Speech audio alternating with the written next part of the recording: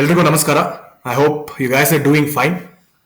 ಹೆಜ್ಜೆ ಎನ್ನುವಂತಹ ಒಂದು ವೇದಿಕೆ ಮುಖಾಂತರವಾಗಿ ನಾನು ಯೂಟ್ಯೂಬ್ ಮತ್ತೆ ಟೆಲಿಗ್ರಾಮ್ನಲ್ಲಿ ಕನ್ನಡ ಸಾಹಿತ್ಯದ ಕುರಿತಾಗಿ ಒಂದಷ್ಟು ವಿಚಾರಗಳನ್ನ ಆಗಾಗ ಹಂಚ್ಕೊಳ್ತಿದ್ದೆ.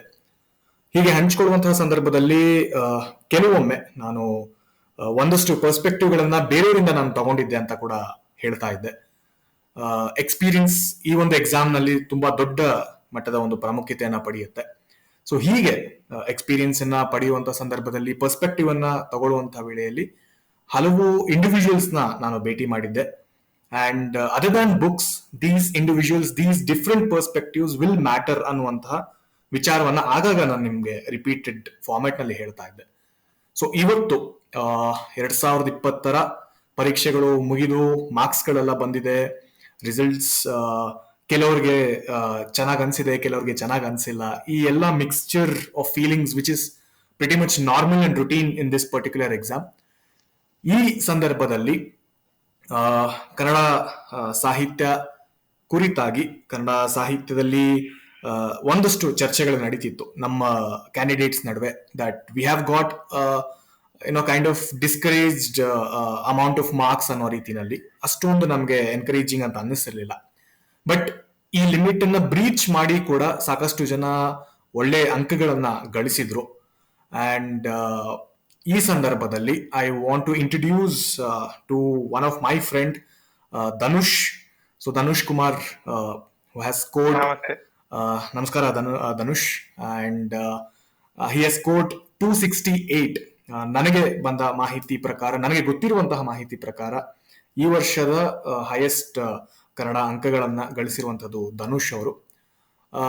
And for number of reasons we know for that matter that this list doesn't actually reflect what the efforts goes behind kind of in the whole process. But effort ನ ಹಾಕಿ ಆ ಎಫರ್ಟ್ ನ ಪಡೆಯುವಂತ ಸಂದರ್ಭದಲ್ಲಿ ಗೆದ್ದೆತ್ತಿನ ಬಾಲ ಹಿಡ್ಕೊಂಡು ಹೋಗುವಂತದ್ದು ಸಾಕಷ್ಟು ನಾವು ಗಮನಿಸ್ತೀವಿ. It's quite common. ಅದರಲ್ಲೂ UPSC ನಲ್ಲಿ ಗೆದ್ದವರೇ ಶ್ರೇಷ್ಠ, ಅಲ್ಲಿ ಮಾಡಿದ ಆ ಫಾರ್ಮುಲಾನೇ ಕರೆಕ್ಟ್ ಅಂತ ಹೇಳುವಂತ ಸಂದರ್ಭದಲ್ಲಿ I felt those who put additional effort but unfortunately whose name doesn't turn up, ಅಂತಹವರ ಅಭಿಪ್ರಾಯಗಳು, ಅಂತಹವರ ಮಾರ್ಗದರ್ಶನ ಇದೆಯಲ್ಲ, that is very very important in this particular exam. And ಸಾಕಷ್ಟು ಜನ ಇದರಿಂದ ದೂರ ಉಳ್ಕೊಂಡು ಅವರು ಕೂಡ ಯಶಸ್ಸನ್ನ ಪಡೆಯೋದಿಲ್ಲ. But I personally have seen Dhanush in the very short tenure, in the very recent interview ಸಂದರ್ಭದಲ್ಲಿ ಪರಿಚಯ ಆಗಿ ಅದಾದ ನಂತರ ಬಂದಂತ ಪ್ರಾಸೆಸ್ ನಲ್ಲಿ have seen the positive vibes he carries. And marks ಬಂದ ನಂತರ I was quite surprise to see that positive vibes has reflected in terms of marks. ಯಾಕಂದ್ರೆ ಈ ಬಾರಿ ನಮ್ಮ ಕಂಪ್ಲೇಂಟ್ ಇದ್ದಿದ್ದು 230, 240 ಕೊಟ್ಬಿಟ್ಟಿದ್ದಾರೆ, ಸಾಕಷ್ಟು ಹೊಡೆತ ಬಿದ್ದಿದೆ ಕನ್ನಡ ಹುಡುಗರಿಗೆ ಅಂತ. ಬಟ್ ಈ ನಡುವೆ 268 ಗೇನ್ ಮಾಡೋದಿದೆಯಲ್ಲ, breaching that limit is personally I feel it's very good achievement ಅಂತ ನನ್ನ ಪರ್ಸನಲ್ ಫೀಲಿಂಗ್. ಸೊ ಈ ಎಫರ್ಟ್ ಅನ್ನ ಯಾವ ರೀತಿ ಅವರು ಪ್ರಾಸೆಸ್ ನಲ್ಲಿ ಕಂಡುಕೊಂಡು ಬಂದ್ರು ಮತ್ತು ಇದರ ಮುಖಾಂತರವಾಗಿ ನಮ್ಗೆ ಯಾವ ರೀತಿ ಸಹಾಯ ಆಗುತ್ತೆ, ಅದಕ್ಕೋಸ್ಕರ ನಾನು ಸ್ವತಃ ಧನುಷ್ ಅವರನ್ನೇ ಕರೆದಿದ್ದೀನಿ. ಅಂಡ್ ಈ ಸೆಷನ್ ಅನ್ನ ಹಿಂದೆನೆ ಮಾಡಬೇಕಾಗಿತ್ತು, but for some reasons we couldn't. And now we are here. And thanks Dhanush for making time ಬಂದಿದ್ದಕ್ಕೆ. ಥ್ಯಾಂಕ್ ಯು ಈ ಸೆಷನ್ಗೆ. I won't delay much. We'll have this as a conversation, question and answer ಗಿಂತ ಹೆಚ್ಚಾಗಿ ಒಂದು conversation ತರ ಮಾಡೋಣ. So that Kannada ಸಾಹಿತ್ಯಕ್ಕೆ, ಕನ್ನಡ ಹುಡುಗರಿಗೆ, ಮುಂದೆ ಬರುವಂತಹ ಕನ್ನಡ ಅಭ್ಯರ್ಥಿಗಳಿಗೆ ಸಹಾಯ ಆಗಲಿ ಅನ್ನುವಂತಹ ಒಂದು ಕಾರಣಕ್ಕೋಸ್ಕರ. So to begin with, please share ನಿಮ್ಮ UPSC ಈ ಜರ್ನಿ ಒಂದು ಸಮರಿಯಾಗಿ ಹೇಗೆ ಪ್ರಾರಂಭ ಆಯಿತು, ವೆರಿ ಸ್ಪೆಸಿಫಿಕಲಿ ಕನ್ನಡ ಸಾಹಿತ್ಯ ತಗೊಳ್ಳೋದಕ್ಕೆ ಕಾರಣ ಏನು, ಕನ್ನಡ ಸಾಹಿತ್ಯವನ್ನು ಆರಿಸ್ಕೊಂಡು UPSC ಜರ್ನಿ ಇದುವರೆಗೂ ಬಂದಿರೋದ್ರ ಬಗ್ಗೆ ನಿಮ್ಮ ಮಾತುಗಳು. UPSC ಪ್ರಯಾಣವನ್ನು ನಾನು ಮಾತಾಡ್ಬೇಕಂದ್ರೆ ಇದು ಇಂಜಿನಿಯರಿಂಗ್ ಸಮಯದಲ್ಲೇ ಸ್ಟಾರ್ಟ್ ಆಯ್ತು, 2013 ಸಮಯದಲ್ಲೇ. ಬಟ್ ಇಂಜಿನಿಯರಿಂಗ್ ಆಗಿ ನಾನು ಫಸ್ಟ್ ಅಟೆಂಪ್ಟ್ ಕೊಟ್ಟಿದ್ದು 15 ಅಲ್ಲಿ, ಬಟ್ ಆಗ ಪ್ರಿಲಿಮ್ಸ್ ಆಗ್ಲಿಲ್ಲ. ಆದ್ರೆ ಆಮೇಲೆ 16 ಅಲ್ಲಿ ನಾನು ಕೊಡ್ಲಿಲ್ಲ, 17 ಅಲ್ಲಿ ಮತ್ತೆ ಕೊಟ್ಟೆ, ಮೇನ್ಸ್ ಬರ್ದೆ, ಬಟ್ ಮೇನ್ಸ್ ಕ್ಲಿಯರ್ ಆಗ್ಲಿಲ್ಲ. ಆಗ ಕನ್ನಡದಲ್ಲಿ ಏನಂದ್ರೆ ಒಂದು ಪಾಸಿಟಿವಿಟಿ ಅಂದ್ರೆ ಕೇವಲ ನಾನು 2 ತಿಂಗಳು ಓದಿ ಸರಾಸರಿ ಅಂಕವನ್ನ ಅಂದ್ರೆ ಆವರೇಜ್ ಸ್ಕೋರ್ ಅನ್ನ ಪಡೀಲಿಕ್ಕೆ ಸಾಧ್ಯವಾಯ್ತು. ಸೊ ಹಾಗಾಗಿ ನಾನು ಆಪ್ಷನಲ್ ಅನ್ನ ಚೇಂಜ್ ಮಾಡಿಲ್ಲ, ಯಾಕಂದ್ರೆ ಸುಮಾರು ಜನ ಕನ್ನಡದಿಂದ ದೂರ ಹೋಗುವಂತವ್ರು ಸುಮಾರು ಜನ ಇದ್ದಾರೆ. ಫಸ್ಟ್ ಬರ್ತಾರೆ, ಆಮೇಲೆ ಹೋಗ್ತಾರೆ. ಸೊ ಸರಾಸರಿ ಅಂಕ ಬಂದಿದ್ರಿಂದ ನಾನು ಚೇಂಜ್ ಮಾಡ್ಲಿಲ್ಲ. ಮತ್ತೆ 18 and 19 ಅಗೈನ್ ನನ್ನ ಒಂದು ಕಾರಣಾಂತರಗಳಿಂದ ನಾನು ಅಟೆಂಪ್ಟ್ ಕೊಡ್ಲಿಲ್ಲ. 20ಯಲ್ಲಿ ನಾನು ಮತ್ತೆ ಅಟೆಂಪ್ಟ್ ನ ಕೊಟ್ಟು ಈ ಸಲ ಇಂಟರ್ವ್ಯೂ ಹಂತದವರೆಗೂ ಹೋಗಿ ಬಂದಿದ್ದೇನೆ. ಸೊ ಕನ್ನಡವನ್ನ ಯಾಕೆ ಚೂಸ್ ಮಾಡ್ಕೊಂಡೆ ಅಂದ್ರೆ ಇದು ಒಂದು ಇಂಟ್ರೆಸ್ಟಿಂಗ್ ಸ್ಟೋರಿ. ನಾನು ಜೈಸ್ ಸಂಸ್ಥೆಗೆ ಮಾರ್ಗದರ್ಶನ ಪಡೀಲಿಕ್ಕೆ ಹೋದೆ ಫಸ್ಟ್. ಸೊ ಕನ್ನಡವನ್ನ ನಾನ್ ಚೂಸ್ ಮಾಡ್ಲಿಲ್ಲ, ಅಲ್ಲಿ ಅಖಿಲ್ ಅಂತ ಒಬ್ರು ಇದಾರೆ, ಮ್ಯಾನೇಜಿಂಗ್ ಡೈರೆಕ್ಟರ್ ಅವ್ರೆ.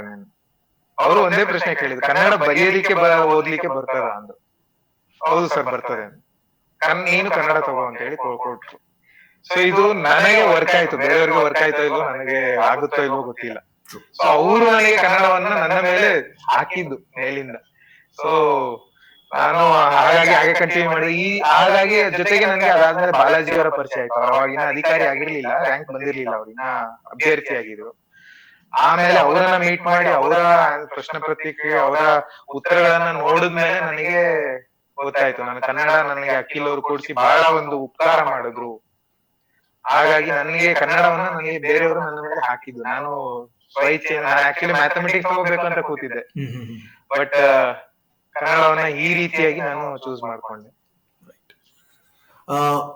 So based on the reasons ನೀವೇನ್ ಕನ್ನಡ ಕೊಟ್ರಿ, is it valid even now? ಅಂದ್ರೆ ಆ ಜರ್ನಿ ಪ್ರಾಸೆಸ್ ಮುಗಿಸ್ಕೊಂಡು ಕನ್ನಡದಲ್ಲಿ ಇದ್ರಿ ಅಂತ ಹೇಳಿದ್ರಿ, ಸಾಕಷ್ಟು ಜನ ಕನ್ನಡ ಬಿಟ್ಟು ಹೋದ್ರು ಬಿಕಾಸ್ ಆಫ್ ಮಾರ್ಕ್ಸ್, ಬೇರೆ ಇಶ್ಯೂಸ್ ಗಳೆಲ್ಲ ತಗೊಂಡು. ಬಟ್ ಲುಕಿಂಗ್ ಬ್ಯಾಕ್, ಆ ಡಿಸಿಷನ್ ಸರಿ ಅಂತ ಈಗಲೂ ಅನಿಸ್ತಿದ್ಯಾ? You still want to stick to Kannada and that reasons are still valid? ಇಲ್ಲಿ 2 ಪರ್ಸ್ಪೆಕ್ಟಿವ್ ವರ್ಕ್ ಆಗ್ತದೆ. ನನ್ನ ಒಂದು ಇದರಲ್ಲಿ ನನಗೆ ಇದು ವರ್ಕ್ ಆಗಿದೆ. ಅಖಿಲ್ ಅವರು ನನಗೆ ಕೊಡ್ಸಿದ್ದು, ನಾನು ಎಫರ್ಟ್ ಆಗಿ ಈಗ ನಿಮ್ ಮುಂದೆ ಇದ್ದಂಗೆ ನಾನು 268 ಅಪ್ ಟು 270 ಸ್ಕೋರ್ ಮಾಡಿರೋದು. ಸೊ ನನಗೆ ವರ್ಕ್ ಆಗಿದೆ. ಬಟ್ ಅದೇ ಮನುಷ್ಯ ಯಾರು ನನಗೆ ಕನ್ನಡ ನನ್ನ ಮೇಲೆ ಹೇರಿದ್ರು, ಅವರು ಇವತ್ತು ಬೇರೆಯವ್ರಿಗೆ ಅದನ್ನ ಮಾಡಕ್ ಆಗಲಿಲ್ಲ. ಯಾಕೆಂದ್ರೆ ಕನ್ನಡದಲ್ಲಿ ಅಷ್ಟು ಒಳ್ಳೆ ಅಂಕ ಬರ್ತಾ ಇಲ್ಲ. ಇದನ್ನ ನಾವು ಪೋಸ್ಟ್ ನಂದಿನಿ ಎಫೆಕ್ಟ್ ಅಂತ ನಮ್ಮ ಕನ್ನಡ ಹುಡುಗರು ಮಾಡ್ಕೊಂಡಿದ್ವಿ. ಅಂದ್ರೆ ನಂದಿನಿ ಅವರು ಫಸ್ಟ್ ರ್ಯಾಂಕ್ ಬಂದ ಮೇಲೆ ಕನ್ನಡ ಸಾಹಿತ್ಯದ ಹುಡುಗರು ಸರ್ವನಾಶ ಆಗೋದು. ಅದಾದ್ಮೇಲೆ ಯಾರಿಗೂ 300 ಬ್ರೀಚ್ ಆಗಿದ್ದೆ ನಾನು ಕಂಡಿಲ್ಲ ಆಕ್ಚುಲಿ. ಸೊ ಹಾಗಾಗಿ ಈಗ ರೀಸನ್ಸ್ ಖಂಡಿತ ವ್ಯಾಲಿಡ್ ಇಲ್ಲ. ಬಟ್ ನಮಗೇನಂದ್ರೆ ವಿ ಆರ್ ಆಲ್ರೆಡಿ ದೇರ್, ನಾವು ಅಲ್ಲಿ ಇರೋದ್ರಿಂದ ನಾವು ಕಂಟಿನ್ಯೂ ಮಾಡೇ ಮಾಡ್ತೀವಿ. ಬಟ್ ಬೇರೆ ಹೊಸದಾಗಿ ಬರೋರಿಗೆ ಇದು ನಿಜವಾಗ್ಲೂ ಒಳ್ಳೆ ರೀಸನ್ ಅಲ್ಲ. Right right right. ಅಂಡ್ ಈ ಪ್ರಿಪರೇಷನ್ ಜರ್ನಿ ಮಾತಾಡೋದಾದ್ರೆ, where did you get trained? Coaching ಅಂತ ಏನಾದ್ರು ಸ್ಪೆಸಿಫಿಕ್ ಆಗಿ ತಗೊಂಡ್ರ? ಅದು ಎಷ್ಟರ ಮಟ್ಟಿಗೆ ಸಹಾಯ ಆಯ್ತು? ಅದರ ಪಾತ್ರ ಏನು? ಬೇಸಿಕಲಿ ಕನ್ನಡ ನೀವು ಹೇಳಿದ್ರೆ ಮ್ಯಾಥಮೆಟಿಕ್ಸ್ ತಗೊಳ್ಳೋ ಹಂತದಲ್ಲಿ ಹೋದಾಗ ಕನ್ನಡ ಶಿಫ್ಟ್ ಆದ್ರಿ. ಸೊ ಆ ಟೈಮ್ ನಲ್ಲಿ we definitely need some sort of guidance. So ಎಲ್ಲಿಂದ ಗೈಡೆನ್ಸ್ ಬಂತು ಮತ್ತು ಅದರ ಇಂಪಾರ್ಟೆನ್ಸ್ ಏನು? Role of coaching or guidance? ಹೌದು. ಸೊ ನೋಡಿ, ಈಗ ನಮ್ಮ ಮುಖ್ಯ ಪರೀಕ್ಷೆ ಮೇನ್ಸ್ ಪರೀಕ್ಷೆಯಲ್ಲಿ 2 ರೀತಿ ಇರ್ತದೆ. ಒಂದು GS ಜನರಲ್ ಸ್ಟಡೀಸ್, ಸಾಮಾನ್ಯ ಅಧ್ಯಯನ ಇರ್ತದೆ. ಇನ್ನೊಂದು ಆಪ್ಷನಲ್ ಇರ್ತದೆ. ಸಾಮಾನ್ಯ ಅಧ್ಯಯನಕ್ಕೆ ಕೋಚಿಂಗ್ ಬೇಡ. ಎನಿ ವೆಲ್ ಎಜುಕೇಟೆಡ್ ಪರ್ಸನ್ ಒಂದು ಗೈಡೆನ್ಸ್, ಸಾಕಷ್ಟು ಸಮುದ್ರದಷ್ಟು ಗೈಡೆನ್ಸ್ ಇದೆ, ಆನ್ಲೈನ್ ಅಲ್ಲಿ ತಗೊಂಡ್ ಮಾಡಬಹುದು. ಬಟ್ ಕನ್ನಡ ಆಗಿರ್ಬೋದು, ಬೇರೆ ಯಾವುದೇ ಆಪ್ಷನಲ್ ಆಗಿರ್ಬೋದು, ಅದು ಟೆಕ್ನಿಕಲ್ ಆಗಿರ್ತದೆ, ಇನ್ ಡೆಪ್ತ್ ಅಲ್ಲಿ ಕ್ವಶನ್ ಬರ್ತದೆ. ಹಾಗಾಗಿ ಇನ್ ಡೆಪ್ತ್ ಅಲ್ಲಿ ಅದು ಕನ್ನಡ ಲಿಟ್ರೇಚರ್ ಆಗಿರೋದ್ರಿಂದ ನನ್ನ ಒಂದು ಅಭಿಪ್ರಾಯ, ಕನ್ನಡವನ್ನ ಕೋಚಿಂಗ್ ಇಲ್ಲದೆ ಕ್ಲಿಯರ್ ಮಾಡೋದು ಬಹಳ ಕಷ್ಟ. ಕೋಚಿಂಗ್ ಕಡಾಖಂಡಿತವಾಗಿ ಬೇಕೇ ಬೇಕು. ಸೊ ಯಾರೋ ಒಬ್ರು ಒಂದು 7-8 ವರ್ಷದಿಂದ ಒಬ್ರು ಯಾರೋ ಕೋಚಿಂಗ್ ಇಲ್ಲದೆ ಅಗ್ರಿಕಲ್ಚರ್ ಬ್ಯಾಕ್ ಗ್ರೌಂಡ್ ಸ್ಟೂಡೆಂಟ್ ಮಾಡಿ ತುಂಬಾ ಹಳೆ ಇದು, ಅವಾಗ ಕನ್ನಡ ಸ್ಕೋರಿಂಗ್ ಅವಾಗ ಕನ್ನಡ ಸ್ಕೋರಿಂಗು ಚೆನ್ನಾಗ್ ಆಗ್ತಾ ಇತ್ತು. ಬಟ್ ಈಗ ಕನ್ನಡವನ್ನ ಕೋಚಿಂಗ್ ಇಲ್ಲದೆ ಮಾಡೋದು ಇಟ್ಸ್ ಆಲ್ಮೋಸ್ಟ್ ಇಂಪಾಸಿಬಲ್. ಸೊ ಇದ್ರೂ ಏನು ಒಂದು 3 ತಿಂಗಳು ಕ್ಲಾಸಸ್ ಹೋಗ್ತೀರಾ. So it's good investment. ನೀವು ಕೋಚಿಂಗ್ ತಗೊಳ್ಳೋದು ಒಳ್ಳೇದು. ನನ್ನ ಒಂದು ಅಭಿಪ್ರಾಯ, ನಾನು ಎಲ್ಲಿ ಕೋಚಿಂಗ್ ತಗೊಂಡೆ ಅಂದ್ರೆ ಜೈಸ್ ಸಂಸ್ಥೆಯಲ್ಲಿ ವೆಂಕಟೇಶಪ್ಪ ಸರ್ ಅಂತ ಇದ್ದಾರೆ. ಸಾಕಷ್ಟು ಕನ್ನಡದಲ್ಲಿ ಈ ಬಾಲಾಜಿ ಅವರಿಂದ ಹಿಡಿದು ಸುಮಾರು ಸೇರಿ ಹಾ ಹೌದು ಹೌದು, ಅಕ್ಷಯ್ ಸಿಂಹನು ಅವರು, ಯಾಕಂದ್ರೆ ನಾನು ಅಕ್ಷಯ್ ಒಟ್ಟಿಗೆ ಟೆಸ್ಟ್ ಸೀರೀಸ್ ಬರಿತಾ ಇದ್ವಿ ಅಲ್ಲಿ. So ಹಾಗಾಗಿ ವೆಂಕಟೇಶಪ್ಪ ಸರ್ ಅವರ ಗರಡಿಯಲ್ಲಿ ಪಳಗಿದ ಹುಲಿಗಳು ಇವತ್ತು IAS IPS ಅಲ್ಲಿ ಸಾಕಷ್ಟು ಜನ ಇದ್ದಾರೆ. ರೈಟ್ ರೈಟ್ ನಾನು ಅಲ್ಲಿ ಕೋಚಿಂಗ್ ಅನ್ನ ಪಡೆದುಕೊಂಡೆ. Right right right. So your telling ಇದ್ರೆ ಒಳ್ಳೇದು, ಬಹಳ ಒಳ್ಳೇದು. ಕಾಂಪಿಟೇಷನ್ ಲೆವೆಲ್ಗೆ ರೀಚ್ ಆಗಕ್ಕೆ ಅದು ಬಹಳ ಹೆಲ್ಪ್ ಮಾಡುತ್ತೆ ಅಂತ. ಹೌದು ಹೌದು, ಒಂದ್ ಹೇಳ್ತೀನಿ, ಕೋಚಿಂಗ್ ಇಲ್ಲ ಅಂದ್ರೂ ನೀವು ಬೇರೆ ಅಭ್ಯರ್ಥಿ, ಯಾರು ಸೀನಿಯರ್ ಅಭ್ಯರ್ಥಿ ಹತ್ರ, ಫಾರ್ ಎಕ್ಸಾಂಪಲ್ ವೈಶಾಖ್ ಭಾಗಿ ಅವ್ರು ನೀವಿದ್ದೀರಾ, ನಿಮ್ಮ ಕೆಳಗೆ ಕೆಲವೊಂದು ಹುಡುಗರು ಕಲ್ತ್ಕೊಂಡು ಇಂಟರ್ವ್ಯೂ ವರೆಗೂ ಬಂದಿದ್ದಾರೆ, ನನಗೂ ಗೊತ್ತದು, ಕೋಚಿಂಗ್ ಇಲ್ಲದೆ. ಆ ರೀತಿ ಬಂದ್ರು, ಬಟ್ ಟೆಸ್ಟ್ ಸೀರೀಸ್ ಗೆ ಕೋಚಿಂಗ್ ಬೇಕೇ ಬೇಕು. ಟೆಸ್ಟ್ ಸೀರೀಸ್ ನೀವು ಒಳ್ಳೆ ಟೀಚರ್ ಹತ್ರನೇ ಮಾಡ್ಬೇಕು. ಸೊ ಹಾಗಾಗಿ ನನಗೆ ಕೇಳೋದಾದ್ರೆ, ಸಿ ಇಟ್ಸ್ 90 ಭಾಗ ಕೋಚಿಂಗ್ ಬೇಕು, 10 ಭಾಗ ಕೋಚಿಂಗ್ ಬೇಡ. So I'll give it 90-10. Right, right, right. And coming straight to the paper, Kannada ಸಾಹಿತ್ಯದ ಸಿಲೆಬಸ್ ಅನ್ನ ನಾವು ಗಮನಿಸಿ ನೋಡೋದಾದ್ರೆ, ವಿ ಹ್ಯಾವ್ 2 ಡಿಫ್ರೆಂಟ್ ಪೇಪರ್ಸ್, ಪತ್ರಿಕೆ 1 ಮತ್ತು ಪತ್ರಿಕೆ 2 ಅಂತ ಇರೋದು. ರೈಟ್ ಫ್ರಮ್ ದ ಬಿಗಿನಿಂಗ್ ನಮ್ಗೆ 2 ಪತ್ರಿಕೆಗಳು ವಿಭಿನ್ನವಾಗಿದೆ, ಅದರ ಅಪ್ರೋಚ್ ಬೇರೆ ಇರುತ್ತೆ, ಅದನ್ನ ಬರೆಯುವಂತಹ ವಿಧಾನವೇ ಬೇರೆ ಇರುತ್ತೆ ಅಂತ ಹೇಳ್ತಾ ಹೋಗ್ತಾರೆ. ಸೊ ನೀವು ಅದರಲ್ಲಿ ಏನಾದ್ರೂ ವ್ಯತ್ಯಾಸವನ್ನ ನೋಡಿದೀರಾ? ಇಫ್ ಎಸ್, ಏನು ವ್ಯತ್ಯಾಸಗಳು, ಹೇಗೆ 2 ಪತ್ರಿಕೆಗಳನ್ನ ಅಪ್ರೋಚ್ ಮಾಡಬೇಕು ಮತ್ತು ನೀವು ಹೇಗೆ ಅಪ್ರೋಚ್ ಮಾಡಿದಿರಿ ಅದನ್ನ? ಪತ್ರಿಕೆ 1 ಪತ್ರಿಕೆ 2 100% ವ್ಯತ್ಯಾಸ ಇದೆ. ಸೊ ಇಲ್ಲ ಅಂತ ಹೇಳಿದ್ರೆ ಅದು ಸುಳ್ಳಾಗುತ್ತೆ, ಯಾರು ಹೇಳಲಿಕ್ಕೆ ಸಾಧ್ಯನೇ ಇಲ್ಲ. ಸೊ ನಾವು ಪತ್ರಿಕೆ 1 ನಾವು ಬಾಯಿ ಮಾತಲ್ಲಿ ಹೇಳೋದ್ ಬೇಡ, ಸಿಲೆಬಸ್ ನ ತಗೊಂಡು ಹೋಗೋಣ. ನಾವು ಫಸ್ಟ್ ಲಿಂಗ್ವಿಸ್ಟಿಕ್ಸ್ ಓದ್ತೀವಿ, ಆಮೇಲೆ ಕನ್ನಡ ಸಾಹಿತ್ಯ ಚರಿತ್ರೆ ಓದ್ತೀವಿ, ಹಳೆಗನ್ನಡ, ಮಧ್ಯಕಾಲೀನ, ಹೊಸಗನ್ನಡ, ಆಮೇಲೆ ಮೀಮಾಂಸೆ ಓದ್ತೀವಿ, ವಿಮರ್ಶೆ ಓದ್ತೀವಿ, ಆಮೇಲೆ ಸಾಂಸ್ಕೃತಿಕ ಚರಿತ್ರೆ ಓದ್ತೀವಿ. ಇಷ್ಟರಲ್ಲೂ ನಾವು ಒಳ್ಳೆ ಅಂಕ ಪಡಿಬೇಕಂದ್ರೆ ಒಂದೇ ಮಾರ್ಗ ಏನಂದ್ರೆ ಹುರು ಹೊಡಿಬೇಕು. ಅಲ್ಲಿ ಏನು ಬುಕ್ ಅಲ್ಲಿ ಇದೆ ಅದನ್ನ ಹುರು ಹೊಡೆದಿ ನಾವು ಅಲ್ಲಿ ಪೇಪರ್ ಅಲ್ಲಿ ಹಚ್ಚಿದ್ರೆ 100% ಫುಲ್ ಮಾರ್ಕ್ಸ್ ಬರ್ತದೆ. ಇದನ್ನ ನಾನು ವಿತ್ ಅಥಾರಿಟಿ ಹೇಳ್ತಾ ಇದ್ದೀನಿ. ಯಾಕೆ ಅಂದ್ರೆ ಈ ಸಲ ಪೇಪರ್ 1 ಅಲ್ಲಿ ಹೈಯೆಸ್ಟ್ ಸ್ಕೋರ್ ಬಂದಿದೆ ನನಗೆ, 143 ಬಂದಿದೆ. ಅದು ಬರೋದಕ್ಕೆ ಕಾರಣ ಯಾಕಂದ್ರೆ ಬೈ ಹಾರ್ಟ್ ಹುರು ಹೊಡೆಯೋದೇನಿದೆ, ಅಲ್ಲಿ ಏನ್ ಹುರು ಇದೆ ಅದನ್ನ ಹುರು ಹೊಡೆದು ಇಲ್ಲಿ ಬರಿಬೇಕು. ಸೊ ಹುರು ಹೊಡೆದಿ ಬರೆಯೋದ್ರಿಂದ ಪೇಪರ್ 1 ಅಲ್ಲಿ 100% ಮಾರ್ಕ್ಸ್ ಬರ್ತದೆ, ಒಳ್ಳೆ ಅಂಕ ಬರ್ತದೆ. ಆದ್ರೆ ಅಲ್ಲಿ ಏನಿದೆ ಅದನ್ನ ಬರೆಯೋದಲ್ಲ, ಕೇಳಿರೋ ಪ್ರಶ್ನೆಗೆ ತಿರುಚಿ ಹುರು ಹೊಡೆದಿರೋದನ್ನ ಅಲ್ಲಿ ಬರಿಬೇಕು. ಒಂದ್ ಸ್ವಲ್ಪ ಇನೋವೇಷನ್ ಬೇಕಾಗ್ತದೆ. So 80% by heart, 20% some innovation ಬೇಕಾಗ್ತದೆ. This is the approach towards paper 1. ಇನ್ನ ಪೇಪರ್ 2 ಗೆ ಬಂದ್ರೆ ಇಲ್ಲಿ ನಾನು ಬಾಲಾಜಿ ಅವರ ಒಂದು ಅಪ್ರೋಚ್ ನ ಫಾಲೋ ಮಾಡಿದ್ದೀನಿ. ಅಂದ್ರೆ ಇದ್ರಲ್ಲಿ ನನಗೆ ಸರಾಸರಿ ಅಂಕ ಬಂದಿರೋದ್ರಿಂದ, ಬಟ್ ನನಗೆ ಸ್ವಲ್ಪ ಮಟ್ಟಿಗೆ ಇದ್ರ ಬಗ್ಗೆ ನಾಲೆಡ್ಜ್ ಇದೆ ಬಾಲಾಜಿ ಅವ್ರ ಕಡೆಯಿಂದ. ಇಲ್ಲಿ ಅನಾಲಿಟಿಕಲ್ ಆಗಿ ಆನ್ಸರ್ ಬರಿಬೇಕಾಗ್ತದೆ. ಏನಂದ್ರೆ ಕತೆ ಬರದೆ ಇಲ್ಲಿ ಅಂಕ ಬರೋದಿಲ್ಲ.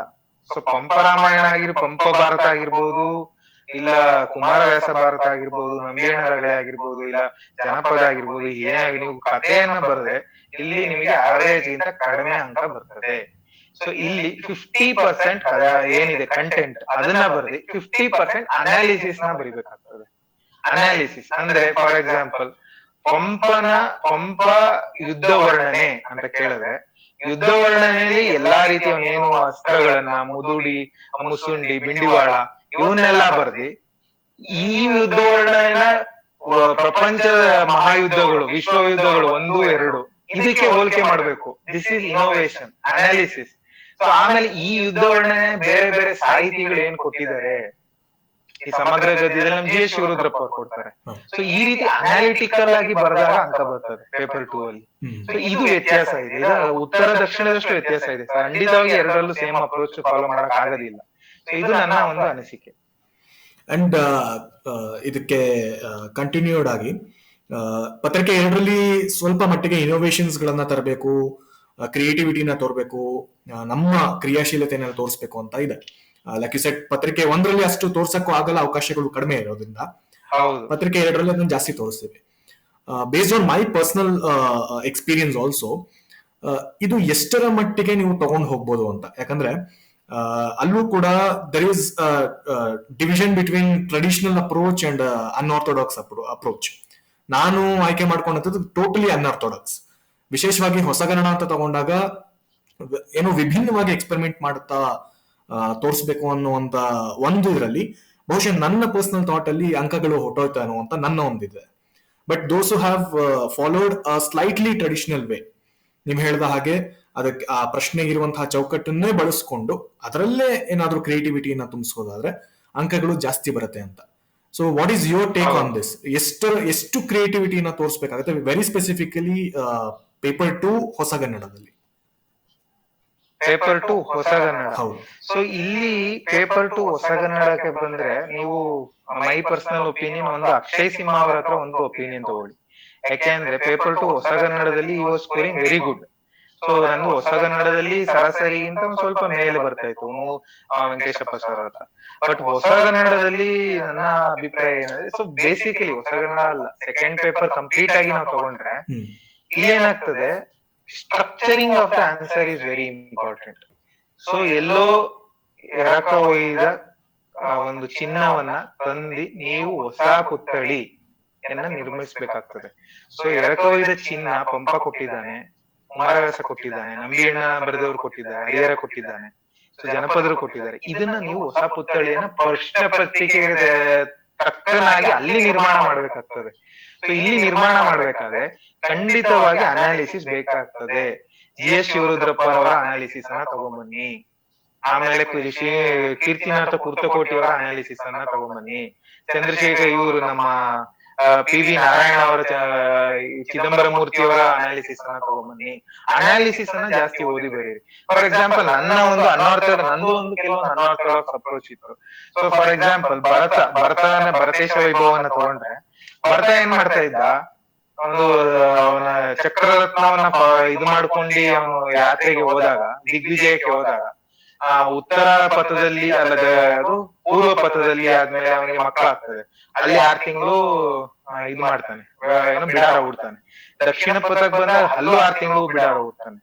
ಈಗ ಪಶ್ಚಿಮದಕ್ಕೆ ಬಂದಾಗ ಅಲ್ಲೂ ಬಿಡಾರ ಹುಡ್ತಾನೆ. ಸೊ ಇದನ್ನ ನೀವು ಇದು ಹೇಗೆ ತಗೋತೀರೋ ಗೊತ್ತಿಲ್ಲ, ಬಟ್ ನನ್ನ ಒಂದು ಅಭಿಪ್ರಾಯದಲ್ಲಿ ನಾನು ಇದನ್ನ ವಿರಾಟ್ ಕೊಹ್ಲಿ ಅವ್ರನ್ನ ಉಪಯೋಗಿಸ್ಕೊಂಡು ನಾನು ಆನ್ಸರ್ ಬರ್ದಿದ್ದೆ. ವಿರಾಟ್ ಕೊಹ್ಲಿ ಅವರು ಯಾವ್ದೋ ಟೆಸ್ಟ್ ಸೀರೀಸ್ ಅನ್ನ ಆಡ್ಬೇಕಾದ್ರೆ ಅವರು ಕ್ರಿಕೆಟ್ ಅನ್ನ ಆಡ್ತಾ ಇದ್ರು, ಇದು ಏನೋ ಮ್ಯಾಚ್ ಗಳಿತ್ತು. ಸೊ ಅವ್ರಿಗೆ ಮಗು ಆಗುತ್ತೆ ಅಂದಾಗ ಅವರು ಅಲ್ಲಿ ರಜವನ್ನ ತಗೊಂಡು ವಾಪಸ್ ಭಾರತಕ್ಕೆ ಬಂದ್ರು. ಸೊ ಅವರು ದಿಗ್ವಿಜಯದಲ್ಲಿ ಅದು ಒಂದು ಬ್ರೇಕ್ ಅಲ್ಲ, ಅದು ಒಂದು ಸಂಸಾರಿಕವಾಗಿ. ಸೊ ಭರತ ಇಲ್ಲಿ ಏನಂದ್ರೆ, ಭರತ ಸಂಸಾರವನ್ನ ಮತ್ತೆ ಲೌಕಿಕವನ್ನ ಹೇಗೆ ಒಂದು ಬ್ಯಾಲೆನ್ಸ್ ಮಾಡ್ತಾ ಇದ್ದ ಅನ್ನೋದು. ಸೊ ಈಗ ವಿರಾಟ್ ಕೊಹ್ಲಿ ಅವರು ಅಲ್ಲಿ ಲೌಕಿಕ ಕ್ರಿಕೆಟ್ ಅನ್ನು ಮತ್ತೆ ಸಂಸಾರವನ್ನು ಹೇಗೆ ಬ್ಯಾಲೆನ್ಸ್ ಮಾಡೋದು, ರಜೆ ತಗೊಂಡು ಬಂದು ಫ್ಯಾಮಿಲಿ ಜೊತೆ ಇದ್ರು. ಸೊ ಈ ರೀತಿಯಾಗಿ ಬರೆದಾಗ ಇದು ನಿಮ್ಮ ಸಾಹಿತ್ಯದಲ್ಲಿ ಒಂದು ಇನೋವೇಷನ್ ಅಂತ ತೋರಿಸ್ತದೆ. ಸೊ ಈ ರೀತಿ ನಿಮ್ಮ ಕಡೆಯಿಂದ ಒಂದು 20% ಇನೋವೇಷನ್ ಇರ್ಲಿ, ಅರ್ಥ ಆಯ್ತಾ? ವಿರಾಟ್ ಕೊಹ್ಲಿ ಆಗಿರ್ಬೋದು, ಇಲ್ಲ ಬೇರೆ ಬೇರೆ ಆಗಿರ್ಬೋದು. ಈಗ ಫಾರ್ ಎಕ್ಸಾಂಪಲ್ ಜೈನ ಧರ್ಮ ಎಲ್ಲವನ್ನು ತ್ಯಜಿಸು ಅಂತ ಹೇಳ್ಕೊಡ್ತದೆ. ಬಟ್ ಅದೇನೇನೆ ಇನ್ನೊಂದು ಕಡೆಯಲ್ಲಿ ಅದು ಎಲ್ಲವನ್ನು ಭೋಗವೇ ಯೋಗಕ್ಕೆ ಮೂಲ ಅಂತ ಹೇಳ್ಕೊಡ್ತದೆ. ಭರತೇಶ ವೈಭವದಲ್ಲಿ ಅದನ್ನ ಕಾಣ್ತೇವೆ. ಸೊ ಈಗ ನಾವು ಇದನ್ನ ನೋಡಿದ್ರೆ, ಸಾಕಷ್ಟು wealthy merchants are from Jains.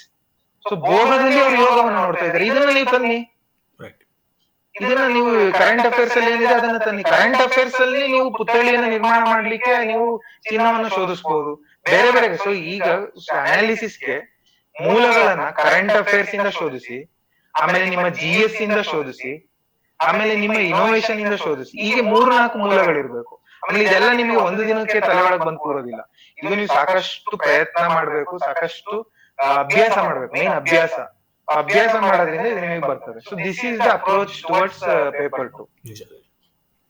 And ಇದನ್ನ ನಮ್ಮ ಸ್ನೇಹಿತರು ಒಬ್ರು ಯಾರೋ ಕೇಳಿದ್ದ, ಆಕ್ಚುಲಿ ಈ ಇನೋವೇಷನ್ ಇದನ್ನೆಲ್ಲ ಹೇಳ್ತೀವಲ್ಲ, so where do we actually include this ಅಂತ, whether it is in the introduction, whether introduction ಬಹಳ ಯುನೀಕ್ ಆಗಿ ತಲೆ ಕೆಡಿಸ್ಕೊಂಡು ಬರೆದು ಎನರ್ಜಿನೆಲ್ಲ ಅಲ್ಲಿ ಸ್ಪೆಂಡ್ ಮಾಡಿ ಒಂದು ನಾರ್ಮಲ್ ಬಾಡಿ ಅಂಡ್ ಕನ್ಕ್ಲೂಷನ್ ಕೊಡ್ಬೇಕಾ, ಆರ್ ಬಾಡಿ ಅಂಡ್ ಕನ್ಕ್ಲೂಷನ್ ಸ್ವಲ್ಪ ವಿಭಿನ್ನವಾಗಿ ಇಂಟ್ರೊಡಕ್ಷನ್ ಸಾಮಾನ್ಯವಾಗಿ ಕ್ವಶನ್ ಏನ್ ಕೇಳಿದಾನೆ ಅಷ್ಟೇನ್ ಮಾತ್ರ ಕೊಟ್ಟು ಬಿಡುವಂತದ್ದು. So which part allows us to actually experiment more ಅನ್ನೋದು ನಿಮ್ಮ ಅಭಿಪ್ರಾಯ, whether it is body conclusion or introduction? ನೋಡಿ, ನನಗೆ ಇದನ್ನ ನಾನು 3 ಭಾಗವನ್ನು ಡಿಫ್ರೆಂಟ್ ಆಗಿ ಡೀಲ್ ಮಾಡ್ತೀನಿ. ಇಂಟ್ರೊಡಕ್ಷನ್ ಆಗಿರ್ಬೋದು, ಬಾಡಿ ಆಗಿರ್ಬೋದು, ಕನ್ಕ್ಲೂಷನ್. ಫಸ್ಟ್ ಆಫ್ ಆಲ್ ಇದು ಮೂರನ್ನ ನಾವು ಮಾಡ್ಕೊಂಡಿರೋದು. ಒಬ್ಬ ಸಾಹಿತಿಯಾಗಿ ಪೇಪರ್ ಕರೆಕ್ಷನ್ ಮಾಡೋರಿಗೆ ಅದು ಇಂಟ್ರೊಡಕ್ಷನ್, ಅದು ಮೇನ್ ಬಾಡಿ ಅದು ಅಂತ ಅವ್ರು ಅದನ್ನ ನೋಡೋದಿಲ್ಲ. ಅವನು ಹೇಗೆ ಉತ್ತರವನ್ನ ಪ್ರಾರಂಭಿಸಿದ್ದಾನೆ, ಹೇಗೆ ಅದನ್ನ ತಗೊಂಡು ಹೋಗಿದ್ದಾನೆ, ಹೇಗೆ ಅಂತ್ಯ ಮಾಡಿದ್ದಾನೆ ಅಂತ ನೋಡ್ತಾರೆ. ಸೊ ಇಂಟ್ರೊಡಕ್ಷನ್ ಅಲ್ಲಿ ಒಂದು ಒಳ್ಳೆ ಅಪ್ರೋಚ್ ಏನಂದ್ರೆ ಇನೋವೇಷನ್ ಮಾಡಬಹುದು. ಬಟ್ ಇಂಟ್ರೊಡಕ್ಷನ್ ಅಲ್ಲಿ ನನಗೆ ಲಾಸ್ಟ್ ಟೈಮ್ ಅಭಿಷೇಕ್ ಗೌಡ ಅಂತ 278ನೇ ರ್ಯಾಂಕ್ ಬಂದ್ರು.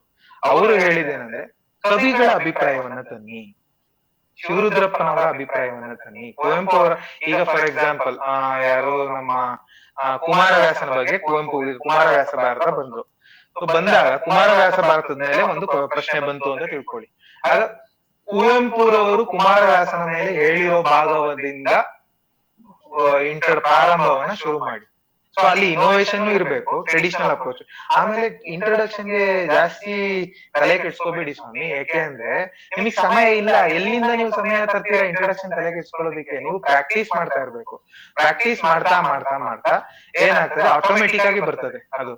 ಸೊ ಆಮೇಲೆ ನಿಮ್ಮ ಮೇನ್ ಬಾಡಿ ಏನಿದೆ, main body answer, main body ಅಂತ ನೀವೇನ್ ಕರೀತೀರಾ, ಅಲ್ಲಿ ಇನೋವೇಷನ್ಗೆ ಸಾಕಷ್ಟು ಒಂದು ಅವಕಾಶ ಇರ್ತದೆ.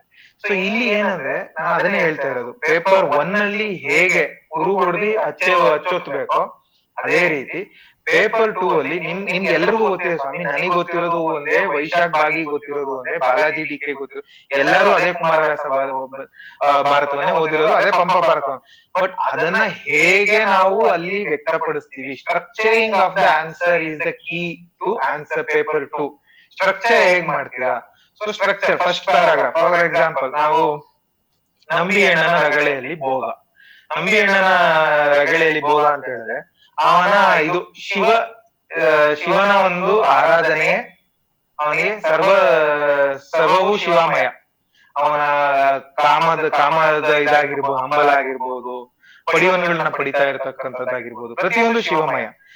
ಸೊ ಹೀಗಿರ್ಬೇಕಾದ್ರೆ ಒಂದು ಪ್ಯಾರ ಅವನ ಭೋಗದ ಬಗ್ಗೆ, ಕಾಮದ ಬಗ್ಗೆ ಬರಿಬಹುದು, ಇನ್ನೊಂದು ಪ್ಯಾರ ಪಡಿವನ್ನಗಳ ಬಗ್ಗೆ ಬರಿಬಹುದು, ಇನ್ನೊಂದು ಪ್ಯಾರ ರಾಜರಲ್ಲಿ ಹೇಗೆ ಬೆಳೆದ ಅಲ್ವಾ, ಫಸ್ಟ್ ಅವನು ರಾಜರ ಮನೆಯಲ್ಲಿ ಇರ್ತಾನೆ, ದತ್ತು ಪಡೆದಿರ್ತಾರೆ, ಅಲ್ಲಿ ಹೇಗೆ ಬೆಳೆದ.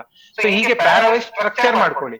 ಸ್ಟ್ರಕ್ಚರ್ ಮಾಡ್ಕೊಂಡಾಗ ಈಚ್ ಪ್ಯಾರಾದಲ್ಲಿ ಫಸ್ಟ್ ಪ್ಯಾರಾಗ್ರಾಫ್ ಕಾಮದ ಬಗ್ಗೆ ಅವನು ಬರೆದಾಗ, ಇಲ್ಲಿ ಏನ್ ಮಾಡಿ ಕಾಮದ ಬಗ್ಗೆ ಅವನು ನಂಬಿ ಹಣ್ಣ ಹೇಗೆ ತಗೊಂಡು ಹೋಗ್ತಾನೆ ಅಂತ ಫಸ್ಟ್ ಪ್ಯಾರಾದಲ್ಲಿ ಬರೆದ್ರಿ.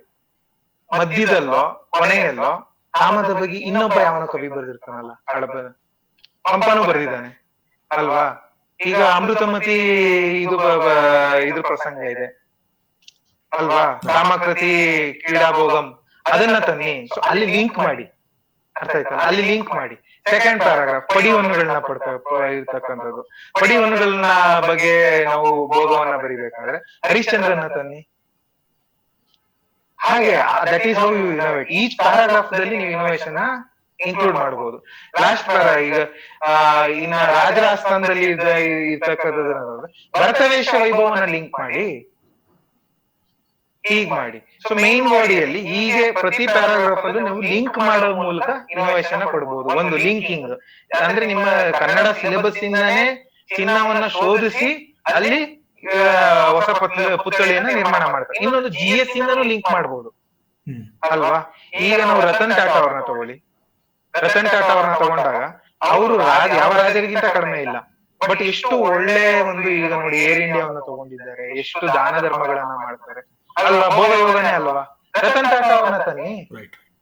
ಸೊ ಈ ರೀತಿ ಒಂದು ಅಪ್ರೋಚ್ ಬರುತ್ತೆ. ಆಮೇಲೆ ಕನ್ಕ್ಲೂಷನ್ ಬಂದಾಗ ನಾನು ಒಂದೇ ಒಂದು, ನಮಗೆ ಜಿನೇಂದ್ರ ಕಣಗಾವಿ ಸರ್ ಅಂತ IPS ಅಧಿಕಾರಿ ಇದ್ದಾರೆ, ಕನ್ನಡದಲ್ಲಿ ಒಂದು ಏರೆತ್ತರದ ಹೆಸರು ಅವರು, ಕನ್ನಡ ಹುಡುಗರನ್ನ ತಯಾರು ಮಾಡೋದ್ರಲ್ಲಿ ಈ ಸೆಕೆಂಡ್ ಟು ನನ್.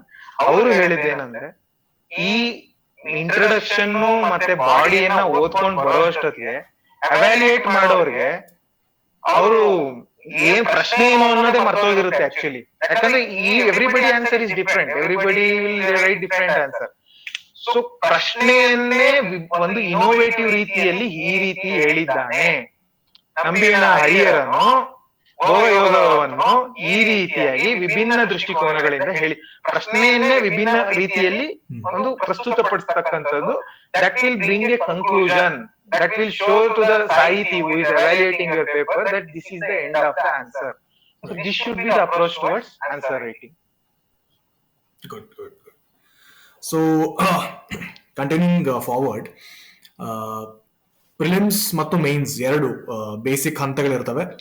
So for someone who is actually starting, ಹೊಸದಾಗಿ ಪ್ರಾರಂಭ ಮಾಡ್ತಿರುವಂಥವ್ರಿಗೆ ಪ್ರಿಲಿಮ್ಸ್ನ ಮುಂಚೆಗೂ ಬೇಕಾಗಿರುವಂತಹ ತಯಾರಿ, ಪ್ರಿಲಿಮ್ಸ್ಗಿಂತ ಮುಂಚೆ ಯಾವೆಲ್ಲ ತಯಾರಿನ ಮಾಡ್ಕೊಳ್ಬೇಕಾಗತ್ತೆ, ಅಂಡ್ ಪ್ರಿಲಿಮ್ಸ್ ಮತ್ತು ಮೇನ್ಸ್ ನಡುವೆ ಇತ್ತೀಚೆಗೆ ದಿನದ ಸಂಖ್ಯೆಗಳು ಕಡಿಮೆ ಆಗ್ತಿದೆ. ಮುಂಚೆಲ್ಲ ನಮ್ಗೆ 110, 120 ದಿನ ಇರ್ತಿತ್ತು, ಈಗ 85, 90 ಇದೆ. ಸೊ ಆ ಎರಡು ಫೇಸ್ ನಲ್ಲಿ ಪ್ರಿಲಿಮ್ಸ್ ಗಿಂತ ಮುಂಚೆ ಯಾವ ರೀತಿ ತಯಾರಿಯನ್ನ ಮಾಡ್ಕೊಳ್ಬೇಕು, ಏನೇನ್ ಮಾಡ್ಬೇಕಾಗತ್ತೆ, ಪ್ರಿಲಿಮ್ಸ್ ನಂತರ ಇರುವಂತಹ ಈ 80, ಇನ್ಫ್ಯಾಕ್ಟ್ ರಿಸಲ್ಟ್ ಮೈನಸ್ ಮಾಡಿದ್ರೆ, ರಿಸಲ್ಟ್ಸ್ 15 ದಿನ ಎಲ್ಲ ಮೈನಸ್ ಮಾಡಿದ್ರೆ we hardly have 2 months. So ಈ 2 ತಿಂಗಳಲ್ಲಿ ಏನ್ ಮಾಡಬಹುದು, ಏನ್ ಮಾಡಬೇಕಾಗತ್ತೆ? So pre prelims and post prelims, what would be the best approach? ಹೊಸದಾಗಿ ಕನ್ನಡಕ್ಕೆ ಕಾಲಿಡುತ್ತಿರತಕ್ಕಂತ ಕನ್ನಡ ಕಂದಮ್ಮಗಳಿಗೆ ನನ್ನ ಒಂದು ಸಂದೇಶ ಹಾಗೂ ಒಂದು ಫ್ರೆಂಡ್ಲಿ ಸಜೆಷನ್ ಏನಂದ್ರೆ, ಪ್ರಿಲಿಮ್ಸ್ ಗೆ ಮುಂಚೆ ದಯವಿಟ್ಟು ಒಂದು ರೌಂಡ್ ಕೋಚಿಂಗ್ ಮುಗ್ದಿರ್ಲಿ, ಆಯ್ತಾ? ಆಮೇಲೆ ಕನಿಷ್ಠ ಪಕ್ಷ ಒಂದು ರೀಡಿಂಗ್ ಆಗಿರ್ಲಿ, ಕನಿಷ್ಠ ಪಕ್ಷ ಒಂದು ರೀಡಿಂಗ್ ಮುಗ್ದಿರ್ಬೇಕು ಪ್ರಿಲಿಮ್ಸ್ ಮುಂಚೆ. ಸಾಧ್ಯವಾದ್ರೆ 2 ರೀಡಿಂಗ್ ಮಾಡ್ರಿ, you are very good to go. 1 reading ಅಂತೂ ಮುಗ್ದಿರ್ಬೇಕು. ಸರಿ, ಇದು ಪ್ರಿಲಿಮ್ಸ್ ಮುಂಚೆ. ಪ್ರಿಲಿಮ್ಸ್ ಆದ್ಮೇಲೆ ಆಸ್ ಯು ಸೆಡ್ ಸಮಯ ಕಡಿಮೆ ಇರತಕ್ಕಂಥದ್ರಿಂದ, ಸೊ ನೀವು ಟೆಸ್ಟ್ ಸೀರೀಸ್ ಅನ್ನ ಬರೆಯೋದ್ರಲ್ಲಿ ನಿಮ್ಮ ಸಮಯವನ್ನ ವ್ಯಯ ಮಾಡಬೇಕು. ಟೆಸ್ಟ್ ಸೀರೀಸ್, ಈಗ ವೆಂಕಟೇಶಪ್ಪ ಸರ್ ಅವರ ಟೆಸ್ಟ್ ಸೀರೀಸ್ ಅನ್ನೇ ತಗೊಂಡ್ರೆ ಅವ್ರು ಯಾವ ರೀತಿ ಒಂದು ಸೈಂಟಿಫಿಕ್ ಆಗಿ ಅದನ್ನ ಆರ್ಗನೈಸ್ ಮಾಡಿದ್ದಾರೆ ಅಂದ್ರೆ, ಫಸ್ಟ್ ಪೇಪರ್ ಅಲ್ಲಿ 3 ಭಾಗ ಮಾಡಿದ್ದಾರೆ, ಸೆಕೆಂಡ್ ಪೇಪರ್ ಅಲ್ಲಿ 4 ಭಾಗ ಮಾಡಿದ್ದಾರೆ. ಸೊ ಅದು ಸೈಂಟಿಫಿಕ್ ಆಗಿ ಎಂಟೈರ್ ಸಿಲೆಬಸ್ ಅನ್ನ ನಮಗೆ ಕಂಪ್ಲೀಟ್ ಮಾಡಿದ್ದಾರೆ.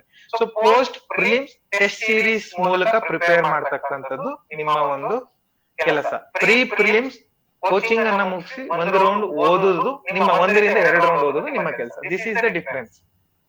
Right. And coming to test series specifically, what is there any ideal number of test series? ಇಷ್ಟನ್ನು ಬರೆದ್ರೆ ಒಂದು ಲೆವೆಲ್ ಆಫ್ ತೃಪ್ತಿ ಕೊಡುತ್ತೆ ಅನ್ನುವಂಥದ್ದು. ಆಮೇಲೆ ಇತ್ತೀಚೆಗಂತೂ ಮಾರ್ಕೆಟ್ ನಲ್ಲಿ ಸಾಕಷ್ಟು ಜನರ ಟೆಸ್ಟ್ ಸೀರೀಸ್ಗಳು ಬರ್ತಾ ಇದೆ, ಆ ರೀತಿ ಹೆಲ್ಪ್ ಮಾಡುತ್ತೆ, ಈ ರೀತಿ ಹೆಲ್ಪ್ ಮಾಡುತ್ತೆ ಅಂತ. But we know for the fact, ನಾವು ಸೀನಿಯರ್ಸ್ ಆಗಿರೋದ್ರಿಂದ ಸ್ವಲ್ಪ ನಮ್ಗೆ ಗೊತ್ತು ಎಲ್ಲಿ ಏನ್ ನಡೆಯುತ್ತೆ ಅನ್ನುವಂಥದ್ದು ನಮ್ಗೆ ಗೊತ್ತಿದೆ. Irrespective of the number of options we have, just test series ಅನ್ನ ಮಾತ್ರ ನಾವು ಕನ್ಸಿಡರ್ ಮಾಡಿದ್ರೆ ಏನನ್ನ ಕಲ್ತ್ರಿ, ಟೆಸ್ಟ್ ಸೀರೀಸ್ ನಿಂದ ಏನನ್ನ ಕಲ್ತ್ರಿ ಮತ್ತು ಏನನ್ನ ಕಲಿಬೇಕಾಗುತ್ತೆ ಟೆಸ್ಟ್ ಸೀರೀಸ್ ನಲ್ಲಿ? Very specifically, is it about the content or structure, or will it actually give you a basic idea, ನಿಮ್ಮ ಫೈನಲ್ ಮಾರ್ಕ್ಸ್ ಈ ರೀತಿ ಬರ್ಬೋದು ಅನ್ನುವಂತ ಐಡಿಯಾನು ಕೊಡುತ್ತಾ ಅಂತ?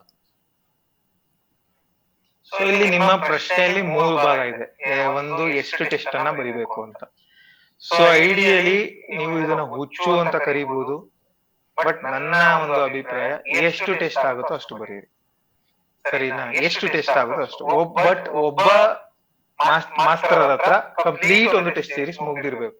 ನನ್ನ ಒಂದು ಜರ್ನಿ, ನನ್ನ ಒಂದು ಪಯಣವನ್ನು ತಗೊಂಡು ನಾನು 2 ಮಾಸ್ಟರ್ ಹತ್ರ ಬರ್ದಿದ್ದೆ. 2 ಮಾಸ್ಟರ್ ಹತ್ರನು ಪೇಪರ್ ನ ಕಂಪ್ಲೀಟ್ ಮಾಡಿದ್ದೆ, 2 ಬರ್ದಿದೆ. ಟೋಟಲ್ ನಂದು ಕನ್ನಡದಲ್ಲಿ ಹೆಚ್ಚು ಕಮ್ಮಿ 20ಕ್ಕಿಂತ ಹೆಚ್ಚು.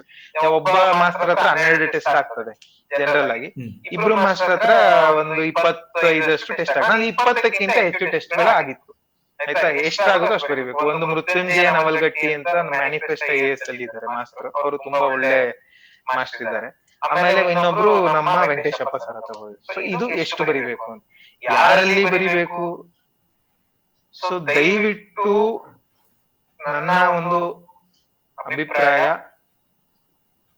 ಒಂದು ನುರಿತ ಅಧ್ಯಾಪಕರ ಹತ್ರ ಟೆಸ್ಟ್ ಸೀರೀಸ್ ಅನ್ನ ಬರೆಯತಕ್ಕಂಥದ್ದು ಒಳ್ಳೆಯದು. ಇತ್ತೀಚೆಗೆ ಈಗ ನಾನೇ ಟೆಸ್ಟ್ ಸೀರೀಸ್ ಕಂಡಕ್ಟ್ ಮಾಡಿದ್ರು, ದಯವಿಟ್ಟು ಬರಿಬೇಡಿ. ನಾವು ಇನ್ನ ಅಭ್ಯರ್ಥಿಗಳಿಗೂ ಮಾಸ್ಟರ್ಗೂ ಬಹಳ ವ್ಯತ್ಯಾಸ ಇರ್ತದೆ. ಸೊ ನುರಿತ ಅಧ್ಯಾಪಕರು, ಪ್ರೊಫೆಸರ್, ಈಗ ವೆಂಕಟೇಶಪ್ಪ ಸರ್ ರಿಟೈರ್ಡ್ ಪ್ರೊಫೆಸರ್ ಅಲ್ವಾ, ಈಗ ಮೃತ್ಯುಂಜಯ ನವಲ್ಗಟ್ಟಿ ಅವರು ಕನ್ನಡದಲ್ಲಿ ಸಾಕಷ್ಟು ಬಾರಿ 300 ಅಂಕಗಳಿಗಿಂತ ಹೆಚ್ಚು ಕ್ಲಾಸ್ ಮಾಡಿ ಇಂಟರ್ವ್ಯೂ ಹೋಗಿದ್ದಾರೆ. ಸೊ ಅವ್ರು ಏನಾಗಿದ್ದಾರೆ, ಇದರಲ್ಲಿ ಸಾಕಷ್ಟು ಪಳಗಿದ್ದಾರೆ. ಸೊ ಇಂತ ಒಳ್ಳೆ ಆ ಇವ್ರ ಹತ್ರ ಇನ್ನ ಬೇರೆ ಮಾರ್ಕೆಟ್ ಅಲ್ಲಿ ಸುಮಾರು ಜನ ಇದ್ದಾರೆ. ಬಟ್ ಒಳ್ಳೆ ನುರಿತ ಅಧ್ಯಾಪಕರ ಹತ್ರ ಬರೀರಿ. ಹೊಸ ಹುಡುಗರ ಹತ್ರ ದಯವಿಟ್ಟು ಬರೆಯಕ್ ಹೋಗ್ಬೇಡಿ, ಯಾಕೆಂದ್ರೆ ಅವರು ಇಲ್ಲ ಒಂದು ಅಧ್ಯಾಪಕರಾಗಿರ್ಬೋದು, ಇಲ್ಲ ಅವರು 300ಕ್ಕಿಂತ ಹೆಚ್ಚು ತಗೊಂಡಿರ್ಬೇಕು, ಅವ್ರ ಹತ್ರ ಬರೀರಿ. 300ಕ್ಕಿಂತ ಹೆಚ್ಚು ಅಟ್ಲೀಸ್ಟ್ 2 ತರ ತಗೊಂಡಿದ್ರೆ ಅವ್ರ ಹತ್ರ ಬರೀರಿ, ತೊಂದ್ರೆ ಇಲ್ಲ. ಇದು ನಿಮ್ಮ ಎರಡನೇ ಪ್ರಶ್ನೆಗೆ ಇದು ಉತ್ತರ. ಏನನ್ನ ಕಲಿತ್ರಿ, ಏನನ್ನ ಕಲಿತ್ರಿ ಅನ್ನೋದಕ್ಕೆ ನೋಡಿ, ನಮ್ಮ ಆಪ್ಷನಲ್ ಸಾಗರದಲ್ಲಿ ಸುಮಾರು 20-25ಕ್ಕಿಂತ ಹೆಚ್ಚು ಆಪ್ಷನಲ್ ಇದೆ. ನನಗನ್ಸುತ್ತೆ ಕನ್ನಡ ಪತ್ರಿಕೆಯನ್ನ ಕಂಪ್ಲೀಟ್ ಮಾಡೋದಿದೆಯಲ್ಲ, ಅದು ಯಾವ ಸಾಹಸಕ್ಕೂ ಕಡಿಮೆ ಅಲ್ಲ. ಸೊ ಪೇಪರ್ ಕಂಪ್ಲೀಟ್ ಮಾಡ್ತಕ್ಕಂಥ ಟ್ರಿಕ್, ಅದೊಂದು ಅಭ್ಯಾಸ ನಿಮಗೆ ಟೆಸ್ಟ್ ಸೀರೀಸ್ ಬರೆದ್ರೆ ಮಾತ್ರನೇ ಬರೋದು. ಇಲ್ಲ ಅಂದ್ರೆ ಕನ್ನಡ ಪೇಪರ್ ನ ನೀವು ಯಾವುದೇ ಕಾರಣಕ್ಕೂ ಕಂಪ್ಲೀಟ್ ಮಾಡಕ್ ಆಗಲ್ಲ. ಟೆಸ್ಟ್ ಸೀರೀಸ್ ಬರೆದ್ರೆ ಮಾತ್ರ ಪೇಪರ್ ಕಂಪ್ಲೀಟ್ ಮಾಡ್ತೀರಾ. ಆ ಅಭ್ಯಾಸ ಇರಬೇಕು ಸ್ವಾಮಿ. ತಲೆಯಲ್ಲಿ ಓದೋದು, ಮೆದುಳಲ್ಲಿ ಓದೋದು ಬೇರೆ, ಕೈಯನ್ನ ಮೆದುಳಿಗೆ ಹೊಂದಿಸಿ ಬರೆಯೋದು ಬೇರೆ. These are 2 different actions. So you have to train your hand, not your mind, to write in the test, in the exam. So paper complete ಮಾಡೋದು ಟೆಸ್ಟ್ ಸೀರೀಸ್ ಇಂದ ಮಾತ್ರ ಸಾಧ್ಯ. Point number 1. ಕಂಟೆಂಟ್ ವಿಷಯವಾಗಿ ಕಂಟೆಂಟ್ ಎನ್ರಿಚ್ಮೆಂಟ್ ನೋ ಡೌಟ್ ಅವರು feedback ಅಲ್ಲಿ ಹಾಗೆ ಆಗ್ತದೆ. Peripheral area ಅಂತ ನಾವೇನ್ ಕರಿತೀವಿ, ಮೇನ್ ಏರಿಯಾ ಮತ್ತೆ ಪೆರಿಪೆರಲ್ ಏರಿಯಾ. ಪೆರಿಪೆರಲ್ ಏರಿಯಾವನ್ನ ಈಗ ರನ್ನ ಆಗಿರ್ಬೋದು, ರನ್ನ ಸಿಲೆಬಸ್ ಅಲ್ಲೇ ಇಲ್ಲ, ಬಟ್ ಟೆಸ್ಟ್ ಸೀರೀಸ್ ಅಲ್ಲಿ ಹೇಳ್ಕೊಡ್ತಾರೆ. ಸೊ ಪೆರಿಪೆರಲ್ ಏರಿಯಾ ಎಲ್ಲ ಕವರ್ ಆಗ್ತದೆ. ಆಮೇಲೆ ನಮ್ಮ ಇನ್ನೊಂದು ಉದಾಹರಣೆ ಕೊಡ್ತೀನಿ. ಈಗ ನಾವು ಯಾವ್ದು ಹಲ್ಮಿಡಿ ಶಾಸನ ಎಲ್ಲದಕ್ಕಿಂತ ಹಳೇದು ಅನ್ಕೊಂಡಿದೀವಿ, ಬಟ್ ಜಲಗಾರ ದಿಬ್ಬದ ಶಾಸನ ಅಂತ ಒಂದಿದೆ. ಇದು ನಾನು ಟೆಸ್ಟ್ ಸೀರೀಸ್ ಅಲ್ಲಿ ಕಲಿತೆ, ಅದು ಹಲ್ಮಿಡಿಗಿಂತ ಹಳೇದಂತೆ. ಸೊ ಇದು ನಮಗೆ ಟೆಸ್ಟ್ ಸೀರೀಸ್ ಅಲ್ಲಿ ಬರುತ್ತೆ. ಕಂಟೆಂಟ್ ಹೌದು, ಸ್ಟ್ರಕ್ಚರಿಂಗ್ ಹೌದು, ನಿಮ್ಗೆ ಅಲ್ಲಿ ಅವರು ರಿಲೇಟ್ ಮಾಡ್ತಕ್ಕಂತ ಇದ್ರಲ್ಲೇನೆ ನಿಮ್ಗೆ ಸ್ಟ್ರಕ್ಚರಿಂಗ್ ಹಿಂಗ್ ಇರ್ಬೇಕು ಅಂತ ಹೇಳ್ಕೊಟ್ಬಿಡ್ತಾರೆ, ಬರ್ದಿರ್ತಾರಲ್ಲೇ. ಸೊ ಸ್ಟ್ರಕ್ಚರಿಂಗ್ ಅಲ್ಲೂ ಆಗುತ್ತೆ. ಮತ್ತೆ practice makes women and man perfect. So practice ಇಂದ ಸ್ಟ್ರಕ್ಚರಿಂಗ್ ಆಟೋಮೆಟಿಕ್ ಆಗಿ ಬರ್ತದೆ. ಆಮೇಲೆ ಐಡಿಯಾ ಯಾವ ರೀತಿ ಕನ್ನಡ ಯಾವ ರೀತಿ ನಿಮ್ಗೆ ಎಕ್ಸಾಮ್ ಅಲ್ಲಿ ಕೇಳಬಹುದು, ಪ್ರತಿಯೊಂದೂ ಗೊತ್ತಾಗ್ತದೆ. So test series is 200% mandatory before writing actual mains. Good. And coming straight forward to the exam scenarios, ನಿಮ್ಮ ವೈಯಕ್ತಿಕ ಅಭಿಪ್ರಾಯದಲ್ಲಿ ಪರೀಕ್ಷೆ ಯಾವ ರೀತಿ ಟ್ರೆಂಡ್, ಯಾವ ರೀತಿ ಚೇಂಜ್ ಆಗಿರಬಹುದು ಲಾಸ್ಟ್ 3-4 years ಅಲ್ಲಿ Kannada optional specifically? Is there any change? If yes, ಏನ್ ಬದಲಾವಣೆ ಆಗಿದೆ ಪರೀಕ್ಷೆ ಇದರಲ್ಲಿ ಅಂತ? ಇದನ್ನ ನಿಮಗೆ ಸ್ಟಾರ್ಟಿಂಗ್ ಅಲ್ಲೇ ಹೇಳಿದೆ, ಪೋಸ್ಟ್ ನಂದಿನಿ ಎಫೆಕ್ಟ್ ಅಂತ ನಾವು ಕರಿತೇವೆ ಇದನ್ನ. ಸೊ ಪೋಸ್ಟ್ ನಂದಿನಿ ಎಫೆಕ್ಟ್ ಅಲ್ಲಿ ನಮ್ಮ ಕನ್ನಡ ಹುಡುಗರು ಸರ್ವನಾಶ ಆಗಿದ್ದೇವೆ. ಏನಂದ್ರೆ ನೋಡಿ, ಬಾಲಾಜಿ ಅವರು ಬರೆದಾಗ 311 ಹೈಯೆಸ್ಟ್ ಸ್ಕೋರ್, ನಂದಿನಿ ಅವರು ಬರೆದಾಗ 331. ಬಟ್ ಯಾವಾಗ್ಲೂ 300 ಮೇಲೆ ಇರೋ ಕ್ಯಾಂಡಿಡೇಟ್ 3-4 ಜನ ಇದ್ದೇ ಇರ್ತಾ ಇದ್ರು. ಸೊ ಟುಡೇ ವೈಶಾಖ್ ಬಾಗಿ ಅವರು, ಧನುಷ್ ಅಂತ ಒಬ್ಬ ಅಭ್ಯರ್ಥಿ 268 ತಗೊಂಡಿರೋನ್ನ ನೀವು ಇದ್ರ ಬಗ್ಗೆ ಹೈಯೆಸ್ಟ್ ಸ್ಕೋರರ್ ಅಂತ ನೀವು ಕರಿತಾ ಇದೀರಿ ಅಂದ್ರೆ definitely not a good trend.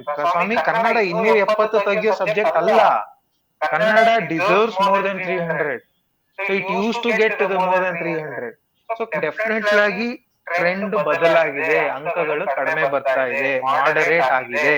So ಇದು ನಾನು ನಿಮಗೆ ಯಾವುದೇ ಸೆಲ್ಫ್ ಹೆಲ್ಪ್ ಆಗಿ, ಪಾಸಿಟಿವ್ ಥಿಂಕಿಂಗ್ ಆಗಲಿ, ವಿಶ್ಫುಲ್ ಥಿಂಕಿಂಗ್ ಆಗಲಿ ಹೇಳ್ತಾ ಇಲ್ಲ, ಆನ್ ದ ಗ್ರೌಂಡ್ ಫ್ಯಾಕ್ಟ್ ಹೇಳ್ತಾ ಇದ್ದೇನೆ. ಅಂಕಗಳು ಕಡಿಮೆ ಬರ್ತಾ ಇದೆ. ಆ ಕಡಿಮೆ ಅಂದ್ರೆ 270, 260 ಬರ್ತಾ ಇದೆ. But on the positive side ಈಗ ನೀವು ನೋಡೋದಾದ್ರೆ ಯಾವ ಆಪ್ಷನಲ್ ಅಲ್ಲಿ ಕಡಿಮೆ ಬರ್ತಾ ಇಲ್ಲ? ಎಲ್ಲಾ ಆಪ್ಷನಲ್ ಅಲ್ಲೂ ಕಡಿಮೆ ಬರ್ತದೆ. ಫಿಲಾಸಫಿಯಲ್ಲಿ 267 is the highest.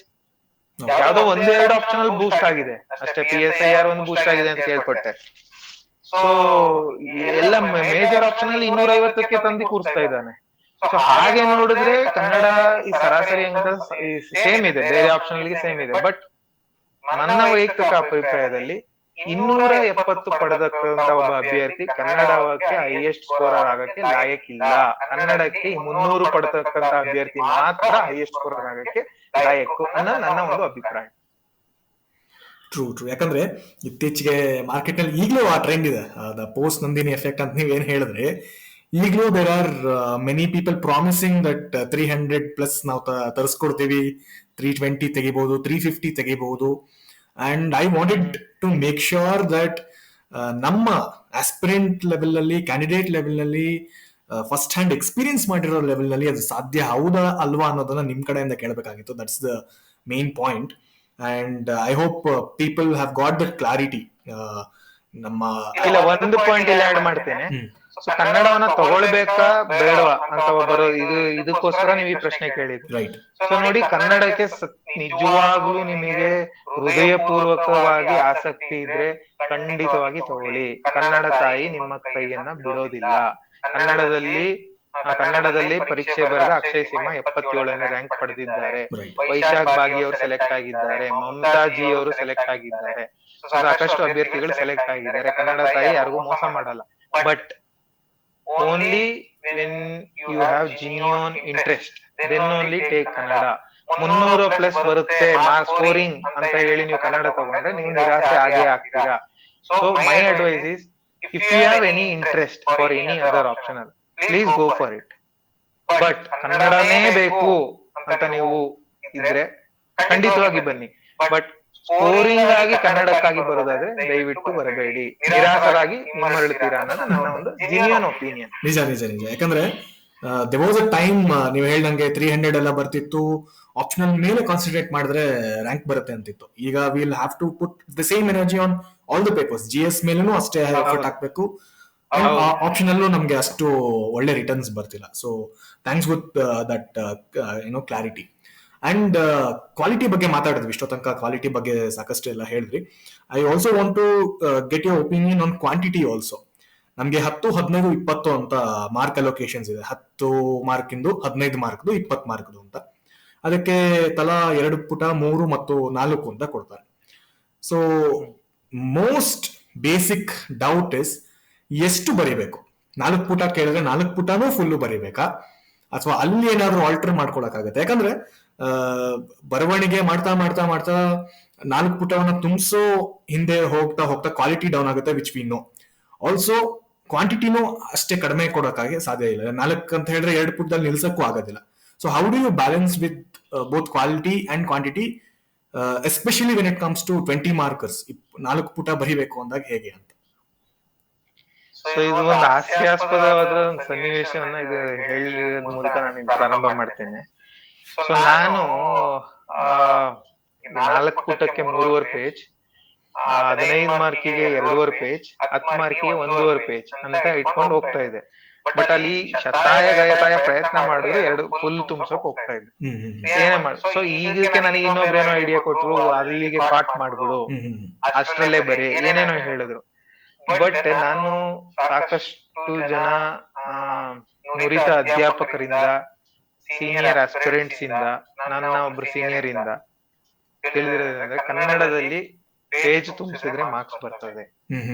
This may be ಇದಾಗಿರ್ಬೋದು, ಶಾರ್ಟ್ ಕಟ್. ಕನ್ನಡದಲ್ಲಿ ಪೇಜ್ ತುಂಬಿಸ್ಬೇಕು. ಹೌದು, ತುಂಬಿಸೋದಕ್ಕೆ ಬಹಳ ಕಷ್ಟ ಆಗ್ತದೆ. ನಾನು ಅನುಭವಿಸಿದೀನಿ, ಕಣ್ಣೀರ್ ಹಾಕಿದ್ದೀನಿ. ಪೇಪರ್ ತುಂಬ್ತಾ ಇಲ್ಲ, ಅರ್ಧದ 50 ಮಾರ್ಕ್ ಬಿಟ್ಟು ಮನೆಗೆ ಹೋಗಿದ್ದೇನೆ, ಬೇಜಾರಾಗಿದ್ದೇನೆ.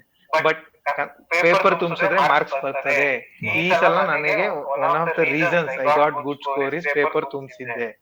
ಸೊ ಪೇಪರ್ ತುಂಬಿಸ್ಬೇಕು, ಕ್ವಾಲಿಟಿನೂ ಬೇಕು, ಎರಡೂ ಬೇಕು ಅಂದ್ರೆ ಹೇಗ್ ಸಾಧ್ಯ? ಯಾಕಂದ್ರೆ ಈಗ ಏನ್ ಕಷ್ಟ, ಕಷ್ಟ 4 ಪೇಜ್ ಆರಾಮಾಗಿ ಬರಿಬಹುದು. ಯಾಕಂದ್ರೆ ನಾವು ಮಾರ್ಕ್ಸ್ ಸಮಯವನ್ನ ನಾವು ಡಿವೈಡ್ ಮಾಡಿದ್ರೆ 10 ಮಾರ್ಕಿಗೆ ಅಪ್ರಾಕ್ಸಿಮೇಟ್ಲಿ 7 ನಿಮಿಷ ಸಿಗ್ತದೆ, 15 ಮಾರ್ಕಿಗೆ 10 ನಿಮಿಷ ಸಿಗ್ತದೆ, 20 ಮಾರ್ಕಿಗೆ 13 ನಿಮಿಷ ಸಿಗ್ತದೆ. 13 ನಿಮಿಷದಲ್ಲಿ 4 ಪೇಜ್ ಇಂಗ್ಲಿಷ್ ಅಲ್ಲಿ ಬರಿಬಹುದು ಸ್ವಾಮಿ, ಕನ್ನಡವನ್ನು ಬರೆಯೋದಕ್ಕೆ ಸಾಧ್ಯ ಇಲ್ಲ. ಇದಕ್ಕೆ ಸಾಕಷ್ಟು ಟ್ರಿಕ್ ಗಳು ನೀವು ಫೀಲ್ಡ್ ಗೆ ಬಂದಾಗ ಗೊತ್ತಾಗ್ತದೆ. ಇದು ಫಾಂಟ್ ಅನ್ನ ಸ್ವಲ್ಪ ದೊಡ್ಡದಾಗಿ ಬರಿಬೇಕು, ಇಂಟ್ರೊಡಕ್ಷನ್ ಬರೆಯಕ್ ಮುಂಚೆ ಸ್ವಲ್ಪ ಗ್ಯಾಪ್ ಕೊಟ್ಟು ಬರೀರಿ, ಆಮೇಲೆ ಪ್ಯಾರಾಗ್ರಾಫ್ ಮಧ್ಯೆ ಗ್ಯಾಪ್ ಕೊಡಿ. ಸೊ ಇದೆಲ್ಲ ಕೊಟ್ಟು ಕೊನೆಗೆ ಎಟ್ ಎನಿ ಕಾಸ್ಟ್ ಪೇಜ್ ತುಂಬಿಸಿ. ಸೊ ದಿಸ್ ಇಸ್ ದ ಇದು ನಾನು I will tell you with authority, page ತುಂಬಿಸ್ಲೇಬೇಕು. ಬಟ್ ಕ್ವಾಲಿಟಿನೂ ಇದು ಪೇಜ್ ತುಂಬಿಸೋಕ್ ಹೇಗೆ ಸಾಧ್ಯ ಅಂದ್ರೆ, the only magic wand for this is test series ಬರೆಯೋದ್ರ ಮೂಲಕ ಮಾತ್ರ ಕ್ವಾಲಿಟಿನೂ ಮ್ಯಾನೇಜ್ ಮಾಡ್ಬೋದು, ಕ್ವಾಂಟಿಟಿನೂ ಮ್ಯಾನೇಜ್ ಮಾಡ್ಬೋದು. That is your only saving hand ಅಂತ ಹೇಳ್ಬೋದು. ನಿಜ ನಿಜ ನಿಜ. The next point is, say for example ಈಗ ನಾವು ರುಟೀನ್ ಲೆವೆಲ್ ನಲ್ಲಿ ಅನೇಕ ಟಾಪಿಕ್ ಗಳನ್ನ ಓದಿರ್ತೀವಿ. ಈ ಪರ್ಟಿಕ್ಯುಲರ್ ಟಾಪಿಕ್ ಇಂದ ಇಂತಿಂತ ಪ್ರಶ್ನೆಗಳು ಬರ್ಬೋದು ಅಂತ ನಿರೀಕ್ಷೆ ಮಾಡಿರ್ತೀವಿ. ಬಟ್ ಎಕ್ಸಾಮ್ ಹಾಲ್ ನಲ್ಲಿ there will be at least 3 to 4 googly questions ಅಂತ ನಾವೇನ್ ಕರಿತೀವಿ. For the very first time ಆಗಿ ನೋಡಿರ್ತೀವಿ ನಾವು. ಅಂಡ್ ಕೆಲವೊಂದು ಸಂದರ್ಭದಲ್ಲಿ ಅದು ಮ್ಯಾಂಡೇಟರಿ ಕ್ವಶನ್ ಇರುತ್ತೆ. That is under question number 1 and 5 where we will have to approach that. So ಆ ಸಂದರ್ಭ, ಫಾರ್ ಎಕ್ಸಾಂಪಲ್ ಈ ಸಲ ನಾನು ಉದಾಹರಣೆಯನ್ನು ಕೊಟ್ಟೆ, ಮಧ್ಯಕಾಲೀನ ಸಂದರ್ಭದಲ್ಲಿ ಅಕ್ಕ ಮಹಾದೇವಿ ಕುರಿತಾದಂತಹ ಕಾವ್ಯಗಳು ಬಂದಿವ್ಯಾ, ಅದ್ರ ಬಗ್ಗೆ ಹೇಳಿ ಅಂತ ಕೇಳಿದ್ರು. Personally I didn't have any knowledge about that. But 10 ಮಾರ್ಕ್ಗೆ ನಾವೇನೋ ಒಂದು ಬರೀಲೇಬೇಕಾಗತ್ತೆ. ಸೊ ಅಂತಹ ಗೂಗ್ಲಿ ಕ್ವಶನ್ಸ್ ಗಳನ್ನ which actually doesn't appear in your routine ಏನೋ ಪ್ರಿಪರೇಷನ್, ಅಂಥವುಗಳನ್ನ ಪರೀಕ್ಷೆಯ ಕೊಠಡಿಯಲ್ಲಿ ಕೂತ್ಕೊಂಡು ಯಾವ ರೀತಿ ಅದನ್ನ ಫೇಸ್ ಮಾಡ್ಬೇಕಾಗತ್ತೆ. ಸೊ ಈಗ 2017ರಲ್ಲಿ ನಾನು ವೈಶಾಖ್ ಬಾಗಿ ಅವರು ಮೇನ್ಸ್ ಬರೆದಾಗ ಪ್ರೌಢ ದ್ರೈವರಾಯನ ಕಾಲದ ಸಾಹಿತ್ಯ ಅಂತ ಒಂದು ಮ್ಯಾಂಡೇಟರಿ ಕ್ವಶನ್ ಇತ್ತು, ಸರಿನಾ? ಹೌದೌದು. ಗೊತ್ತಿಲ್ಲ ಎಲ್ಲಿಂದ ಪ್ರೌಢ ದೇವರಾಯ ಯಾರು ಅಂತ ನಮ್ಗೆ ಗೊತ್ತಿಲ್ಲ. ಫಸ್ಟ್ ಕಲ್ಚರಲ್ ಅಲ್ಲಿ ನಾವು ಓದಿಲ್ಲ. Is A very great king, but ನಾವು ಓದಿಲ್ಲ. ಈ ಸಲ ನಮ್ಗೆ ಅಕ್ಕಳ ಕಾವ್ಯ ವಚನ ಅಂತ ಕೇಳಿದ್ರೆ ಯಾರು ಬೇಕಾದ್ರೂ ಬರೀತಾರೆ. ಕಾವ್ಯದ ಬಗ್ಗೆ ಬಂದಿದೆ ಒಂದು out of syllabus. The very fact that ರನ್ನನ್ನ ಅವನು ಕೇಳ್ತಾ ಇದ್ದಾನೆ is out of syllabus. Ranna syllabus ಅಲ್ಲಿ ಇಲ್ಲ ನಮ್ಗೆ. ಸೊ ಈ ರೀತಿ ಇರ್ಬೇಕಾದ್ರೆ ಏನಾಗ್ತದೆ, ವಾಸ್ಟ್ ರೀಡಿಂಗ್ ಅನ್ನೋದು ಒಂದ್ ಸ್ವಲ್ಪ ಇದಕ್ಕೆ ಆಕ್ಚುಲಿ ಏನಂದ್ರೆ I will give you 50-50 approach ಅಂತ ಕರಿತೇನೆ. ಸೊ ಸಿಲೆಬಸ್ ನ ಬಿಟ್ಟು ಕೆಲವೊಂದು ಪೆರಿಫೆರಲ್ ಏರಿಯಾಸ್ ನ ಟಚ್ ಮಾಡಿ. ಒಂದು ಟೆಸ್ಟ್ ಸೀರೀಸ್ ಅಲ್ಲಿ ರನ್ನ ಎಲ್ಲ ಹೇಳ್ಕೊಡ್ತಾರೆ, ಸೊ ಅಲ್ಲಿ ನಿಮ್ಗೆ ಹೆಲ್ಪ್ ಆಗ್ತದೆ ಪೆರಿಫೆರಲ್ ಏರಿಯಾ ಟಚ್ ಮಾಡೋದಕ್ಕೆ. ಆಮೇಲೆ ಖುದ್ದಾಗಿ ನೀವು ಯಾವ್ದ್ರ ಮೇಲೆ ಪ್ರಶ್ನೆ ಬರ್ಬೋದು. ಫಾರ್ ಎಕ್ಸಾಂಪಲ್ ನಾನು ಅಕ್ಕನ ವಚನ ಬಗ್ಗೆ ಓದ್ಬೇಕಾದ್ರೆ ನಾವು ಶ್ರೀ ಪೇಪರ್ 1 ಅಲ್ಲಿ 1 ಸೆಕೆಂಡ್ ಸಾಹಿತ್ಯ ಚರಿತ್ರೆ ನಾವು ಓದ್ಬೇಕಾದ್ರೆ ಅಲ್ಲಿ ಹರಿಹರನ ರಗಳೆಗಳ ಜೊತೆ ಇದು ಏನೋ ತ್ರಿಪದಿ ಅವನಿನ್ನ ಬರ್ದಿರ್ತಕ್ಕಂಥದ್ದು ಬೇರೆ ಕಾವ್ಯಗಳ ಬಗ್ಗೆ ಜಿಷ್ಟನ್ನ ತಿಳ್ಕೊಂಡಿರಿ. ಸ್ವಲ್ಪ ಜಾಸ್ತಿ ಬೇಡ, ಜಿಷ್ಟನ್ನ ತಿಳ್ಕೊಳ್ಳಿ. ಒಂದು ಎಷ್ಟು hardly it will take 15 minutes. ಎಲ್ಲಾ ಕವಿಗಳ ಬಗ್ಗೆ ಸ್ವಲ್ಪ ಜಿಸ್ಟ್. ಈಗ ಬೇರೆ ಬೇರೆ ಷಡಕ್ಷರಿ ಅಂತ ಕವಿ ಇದ್ದಾನೆ, ಆಮೇಲೆ ಇನ್ನೊಬ್ಬ XYZ ಕವಿ ಇದ್ದಾನೆ, ಅವ್ರ ಬಗ್ಗೆ ಎಲ್ಲ ಬೇಡ. ಬಟ್ ಫೇಮಸ್ ಈಗ ನಮಗೆ ಸರ್ವಜ್ಞ ಇದ್ರಲ್ಲಿ ಇಲ್ಲ, ಸಿಲೆಬಸ್ ಅಲ್ಲಿ ಇಲ್ಲ. ಯಾರಿಗೆ ಗೊತ್ತು ಸರ್ವಜ್ಞಾನ ಕೇಳ್ಬೋದು ತ್ರಿಪದಿ ಬಗ್ಗೆ, ಏನ್ ಮಾಡಕ್ಕಾಗ್ತದೆ ಅವಾಗ? ಸೊ ಹಾಗಾಗಿ ಸರ್ವಜ್ಞ ಬಗ್ಗೆ ಜಿಷ್ಟನ್ನ ತಿಳ್ಕೊಳ್ಳಿ. ಆಮೇಲೆ ಇನ್ನೊಂದು ನನಗೆ ಟೆಸ್ಟ್ ಸೀರೀಸ್ ಅಲ್ಲಿ ಕ್ವಶನ್ ಬಂದಿತ್ತು, ಬಾದಾಮಿ ಶಾಸನ ಅಂತ ಬಗ್ಗೆ ಹೇಳಿ ಅಂತ. ಸೊ ಕಲ್ಚರಲ್ ಅಲ್ಲಿ ಕೇಳ್ಬೋದು. ಸೊ ಕಪ್ಪೆ ಅರಬೆಟ್ಟನ ಶಾಸನ ಅಲ್ವಾ, ಕಪ್ಪೆ ಅರಬೆಟ್ಟ ಸಾಧುಗೆ ಸಾಧು ಮಾಧುರ್ಯಂಗೆ ಮಾಧುರ್ಯಂ. ಸೊ ಇದು ನಮ್ಗೆ ಸ್ಕೂಲಲ್ಲಿ ಹೇಳ್ಕೊಟ್ಟಿರ್ತಾರೆ. ಒಂದ್ಸಲ ಓದಿದ್ರೆ ನಾವು ಪೆರಿಫೆರಲ್ ಏರಿಯಾಸ್ ನ ಟಚ್ ಮಾಡಿ. ಒಂದು 50% ಏನಂದ್ರೆ ಏನು ಮಾಡಕ್ ಆಗೋದಿಲ್ಲ ಅಲ್ವಾ? ಸೊ ಎಲ್ಲಾ ಓದ್ಕೊಂಡು ಹೋಗಿ ಕೆಲವೊಂದು ಏನ್ ಮಾಡ್ತೀರಾ, ಔಟ್ ಆಫ್ ಸಿಲೆಬಸ್ ನಿಮ್ಗೆ ತಲೆ ಹೊಡೆದಿಲ್ಲ ಅಂದ್ರೆ ಸೊ ಒಂದು ಆವರೇಜ್ ಲೆವೆಲ್ ಆನ್ಸರ್ ನ ಬರ್ದಿ ನಿಮಗೆ ಓದಿರೋದ್ರಿಂದ ನೀವು ಜನರಲ್ ಬೇಸಿಕ್ ಪ್ರಿಪರೇಷನ್ ಆಗಿದೆ ಆವರೇಜ್ ಲೆವೆಲ್ ಆನ್ಸರ್ ನ ಬರ್ದು ಬರ್ಬೋದು. ಫಾರ್ ಎಕ್ಸಾಂಪಲ್ ಈ ಸಲ ರನ್ನನ ಬಗ್ಗೆ ಕ್ವಶನ್ ಇತ್ತು. ಸೊ ರನ್ನನ ಬಗ್ಗೆ ನಾನು ಪೆರಿಫೆರಲ್ ಆಗಿ ಟಚ್ ಮಾಡಿದ್ರಿಂದ ಒಂದು ಆವರೇಜ್ ಆನ್ಸರ್ ಅನ್ನ ಬರ್ದು ಬಂದಿದ್ದೆ ಪೇಪರ್ 1 ಅಲ್ಲಿ. ಸೊ ಹಾಗಾಗಿ ಈ ಪೆರಿಫೆರಲ್ ಏರಿಯಾ ಟಚ್ ಮಾಡೋ ಅಪ್ರೋಚ್ ಒಂದು, ಆಮೇಲೆ ಆವರೇಜ್ ಆನ್ಸರ್ ನ ಅಂತ ಕ್ವಶನ್ ಅಲ್ಲಿ ಬರೆಯೋ ಅಂತ ಅಪ್ರೋಚ್ ಒಂದು, ಇದೆರಡರಿಂದ ಈ ಭಾಗವನ್ನ ಮ್ಯಾನೇಜ್ ಮಾಡಬಹುದು ಅಂತ ಅನ್ಕೋತೇನೆ. ರೈಟ್. ಬಟ್ ಖಂಡಿತವಾಗಿ ಹೆದರೋ ಅವಶ್ಯಕತೆ ಇಲ್ಲ. ಆ ರೀತಿ ಕ್ವಶನ್ 1-2 ಬರ್ಬೋದು. ಕಂಪ್ಲೀಟ್ ಪೇಪರ್ ಅಂತ ಆ ರೀತಿ ಎಲ್ರಿಗೂ ಕಷ್ಟ ಇದ್ದೇ ಇರುತ್ತೆ. ಸೇಮ್ ಲೆವೆಲ್ ಆಫ್ ಹೌದು, ನಿಮಗೆ ಕಷ್ಟ ಇದೆ ಅಂದ್ರೆ ಎಲ್ರಿಗೂ ಕಷ್ಟ ಇದ್ದೇ ಇರುತ್ತೆ. ಆಮೇಲೆ ಎಲ್ಲಾ ಆಪ್ಷನ್ ಅಲ್ಲೂ ಬರುತ್ತೆ ಈ ರೀತಿ. ನಮ್ಮ ಕನ್ನಡದಲ್ಲಿ ಒಂದರಲ್ಲೇ ಅಲ್ಲ, ಎಲ್ಲಾದ್ರಲ್ಲೂ ಇಟ್ಟಿರ್ತಾರೆ ಈ ತರ. ಟ್ರೂ. ನೆಕ್ಸ್ಟ್ ಪಾರ್ಟ್ ಇಸ್ ಈ ರುಟೀನ್ ಪ್ರಿಪರೇಷನ್ ನಲ್ಲಿ ಏನು ಟೆಕ್ಸ್ಟ್ ಬುಕ್ಸ್ ಇರ್ತವೆ, ಇದೆಲ್ಲ ಓದಿರ್ತೀವಿ, okay. But other than that ನೀವು ಸ್ಪೆಸಿಫಿಕಲಿ ಯಾವ್ದಾದ್ರು ಪರ್ಟಿಕ್ಯುಲರ್ ಸೋರ್ಸ್ ಗಳನ್ನ ರೆಫರ್ ಮಾಡಿದ್ದಾಗ್ಲಿ, ಸಮಗ್ರ ಗದ್ಯ ಲೆವೆಲ್ ಓಕೆ, ಬಟ್ ಅದನ್ನ ಬಿಟ್ಟು ಇನ್ಯಾವ್ದಾದ್ರು ರೆಫರ್ ಮಾಡಿದ್ರಾ, ಅಥವಾ ಇನ್ಯಾವುದಾದ್ರೂ ಕೈಂಡ್ ಆಫ್ ಅನ್ಕನ್ವೆನ್ಷನಲ್ ರಿಸೋರ್ಸ್ ಇವಾಗ? ಫಾರ್ ಎಕ್ಸಾಂಪಲ್ ನನಗೆ ನಾಟಕಗಳು ಬಹಳ ಸಹಾಯ ಮಾಡಿದ್ವು. ನಾನು ನಾಟಕ ನೋಡುವಂತಹ ಹವ್ಯಾಸ ಇದ್ರಿಂದ ಅಲ್ಲಿಂದ ಒಂದಷ್ಟು ಸಾಹಿತ್ಯದ ಹಿನ್ನೆಲೆ ಸಾಕಷ್ಟು ನನಗೆ ಹೆಲ್ಪ್ ಆಯ್ತು. ಅಂಡ್ ಅದೆಲ್ಲವನ್ನ ನಾನು ಕನ್ನಡ ಸಾಹಿತ್ಯಕ್ಕೆ ತಂದು ಹಾಕ್ತಾ ಇದ್ದೆ. ನೀವು ಸುಮಾರು ಹೇಳಿದ್ರಿ so what specifically actually help other than ನಮ್ಮ ಅಕಾಡೆಮಿಕ್ ಸಿಲೆಬಸ್ ನಲ್ಲಿ ಇರೋದಕ್ಕಿಂತ ಹೊರಗಡೆ? ಸೊ ಇದಕ್ಕೆ ನಾವು ಆಕ್ಚುಲಿ ಬೆಟರ್ ಅಪ್ರೋಚ್ ಏನಂದ್ರೆ, ಒಂದು ಆಕ್ಚುಲಿ ಕನ್ನಡಕ್ಕೆ ಬುಕ್ ಲಿಸ್ಟ್ ಅಂತ ಇಲ್ಲ, ನಮ್ಮ ಯಾರು ಅಥೆಂಟಿಕ್ ಬುಕ್ ಲಿಸ್ಟ್ ಮಾಡಿಲ್ಲ. ಸೊ ಇದಕ್ಕೆ ನನಗೆ ಈಗ ಬಂದ ಒಳ್ಳೆದ ಐಡಿಯಾ ಏನಂದ್ರೆ, ನಾವೆಲ್ಲ ಸೇರಿ ಒಂದು basic compulsory books and some additional reading ಅಂತ ಒಂದು ಲಿಸ್ಟ್ ಮಾಡಿ ಬಿಡೋಣ. ಸೊ ಈ ರೀತಿ ಮಾಡೋದ್ರಿಂದ ಬೇಸಿಕ್ ಕವರ್ ಆಗ್ಬೇಕು. ಅಡಿಷನಲ್ ಫಾರ್ ಎಕ್ಸಾಂಪಲ್ ಸಮಗ್ರ ಗದ್ಯದಲ್ಲಿ ಸ್ವಲ್ಪ ಸ್ವಲ್ಪ ಓದ್ಬೇಕಾಗ್ತದೆ. ಶ್ರೀ ಸಾಮಾನ್ಯ ಸಾಹಿತ್ಯ ಚರಿತ್ರೆ ಸ್ವಲ್ಪ ಸೊ ಒಂದು ಲಿಸ್ಟ್ ಮಾಡಿ ಬಿಡೋಣ. ಈ ಒಂದು 15 days ಅಲ್ಲಿ ನಾವು ಎಲ್ಲ ಕೂತು ಅಕ್ಷಯ್ ಸಿಂಹ ಅವ್ರ ಸಹಾಯವನ್ನು ತಗೊಳ್ಳೋಣ, ಆಮೇಲೆ ನಾನು, ನೀವು, ಆಮೇಲೆ ನಮ್ಮ ಸೀನಿಯರ್ಸ್ ಇದ್ದಾರೆ, ಆಮೇಲೆ ಅಧ್ಯಾಪಕರ ಸಹಾಯವನ್ನು ತಗೊಂಡು ಒಂದು, ಯಾಕಂದ್ರೆ ಬುಕ್ ಲಿಸ್ಟ್ ಅಂತ ಎಲ್ಲದಕ್ಕೂ ಸಿಗುತ್ತೆ, ಕನ್ನಡಕ್ಕಿಲ್ಲ ಸ್ವಾಮಿ. ಎಲ್ಲರೂ ಓನ್ ಆಗಿ ಬುಕ್ ಲಿಸ್ಟ್ ನ ಮಾಡ್ಕೋತಾರೆ. ಒಂದು ಬುಕ್ ಲಿಸ್ಟ್ ಅನ್ನ ಮಾಡಿ ನಾವು ಬಿಡೋಣ. ನನ್ನ ಹತ್ರ ಸಾಕಷ್ಟು ಟಾಪರ್ಸ್ ಕೊಟ್ಟಿರೋ ಬುಕ್ ಲಿಸ್ಟ್ ಇದೆ, ಅದನ್ನ ತಗೊಂಡು ನಾವು ಮಾಡಿ ಬಿಡೋದ್ರಿಂದ ಇದು this is A bug which creates tension in all aspirants. ಏನ್ ಓದ್ಬೇಕು ಸೊ ಇದನ್ನ ನಾವು ಕ್ಲಿಯರ್ ಮಾಡಿ ಬಿಡೋದು ಒಳ್ಳೇದು ಅನ್ಸುತ್ತೆ. ಶೋರ್. ಅಂಡ್ ಈ ಬಾರಿ ಮೇನ್ಸ್ಗೆ ತಯಾರಿ ಮಾಡ್ಕೊಳ್ತಿರುವಂತವ್ರಿಗೆ we hardly have 80 days and still ಡಿಲೆಮಾದಲ್ಲಿದ್ದಾರೆ ಸಾಕಷ್ಟು ಜನ. ಪ್ರಿಲಿಮ್ಸ್ ನ ಒಂದು ನಾನು ಕೂಡ ಖಂಡಿತ ಅದೇ ಪ್ರಿಲಿಮ್ಸ್ ನ ದೊಡ್ಡ ಸಮಸ್ಯೆ ಇರೋದ್ರಿಂದ ಸಾಕಷ್ಟು ಜನ ಕನ್ಫ್ಯೂಷನ್ ಇದ್ದಾರೆ, ಎಸ್ಪೆಷಲಿ ಪಾಪ freshers, those who are preparing for the very first time. So what would be your approach if you were in that particular position? ಇಲ್ಲ, ನಾನು ಅದೇ ಪೊಸಿಷನ್ ಇರೋದ್ರಿಂದ ಅಲ್ಲ, ಪೊಸಿಷನ್ ಅಲ್ಲಿ ಇದ್ದೇನೆ. ನನ್ನ ಸೆಕೆಂಡ್ ಪೇಪರ್ ಅಲ್ಲಿ ಸ್ವಲ್ಪ ಡೌಟ್ ಇದೆ. ಸೊ ಹಾಗಾಗಿ ನಾನೇನ್ ಹೇಳ್ತೀನಿ ನೋಡಿ, ನನ್ನ I speak with ground reality ಇಂದ ಹೇಳೋದಾದ್ರೆ, ಪ್ರಿಲಿಮ್ಸ್ ಆಗ್ಲೇ ಇಲ್ಲ, ಏನ್ ಮಾಡಕ್ಕಾಗತ್ತೆ?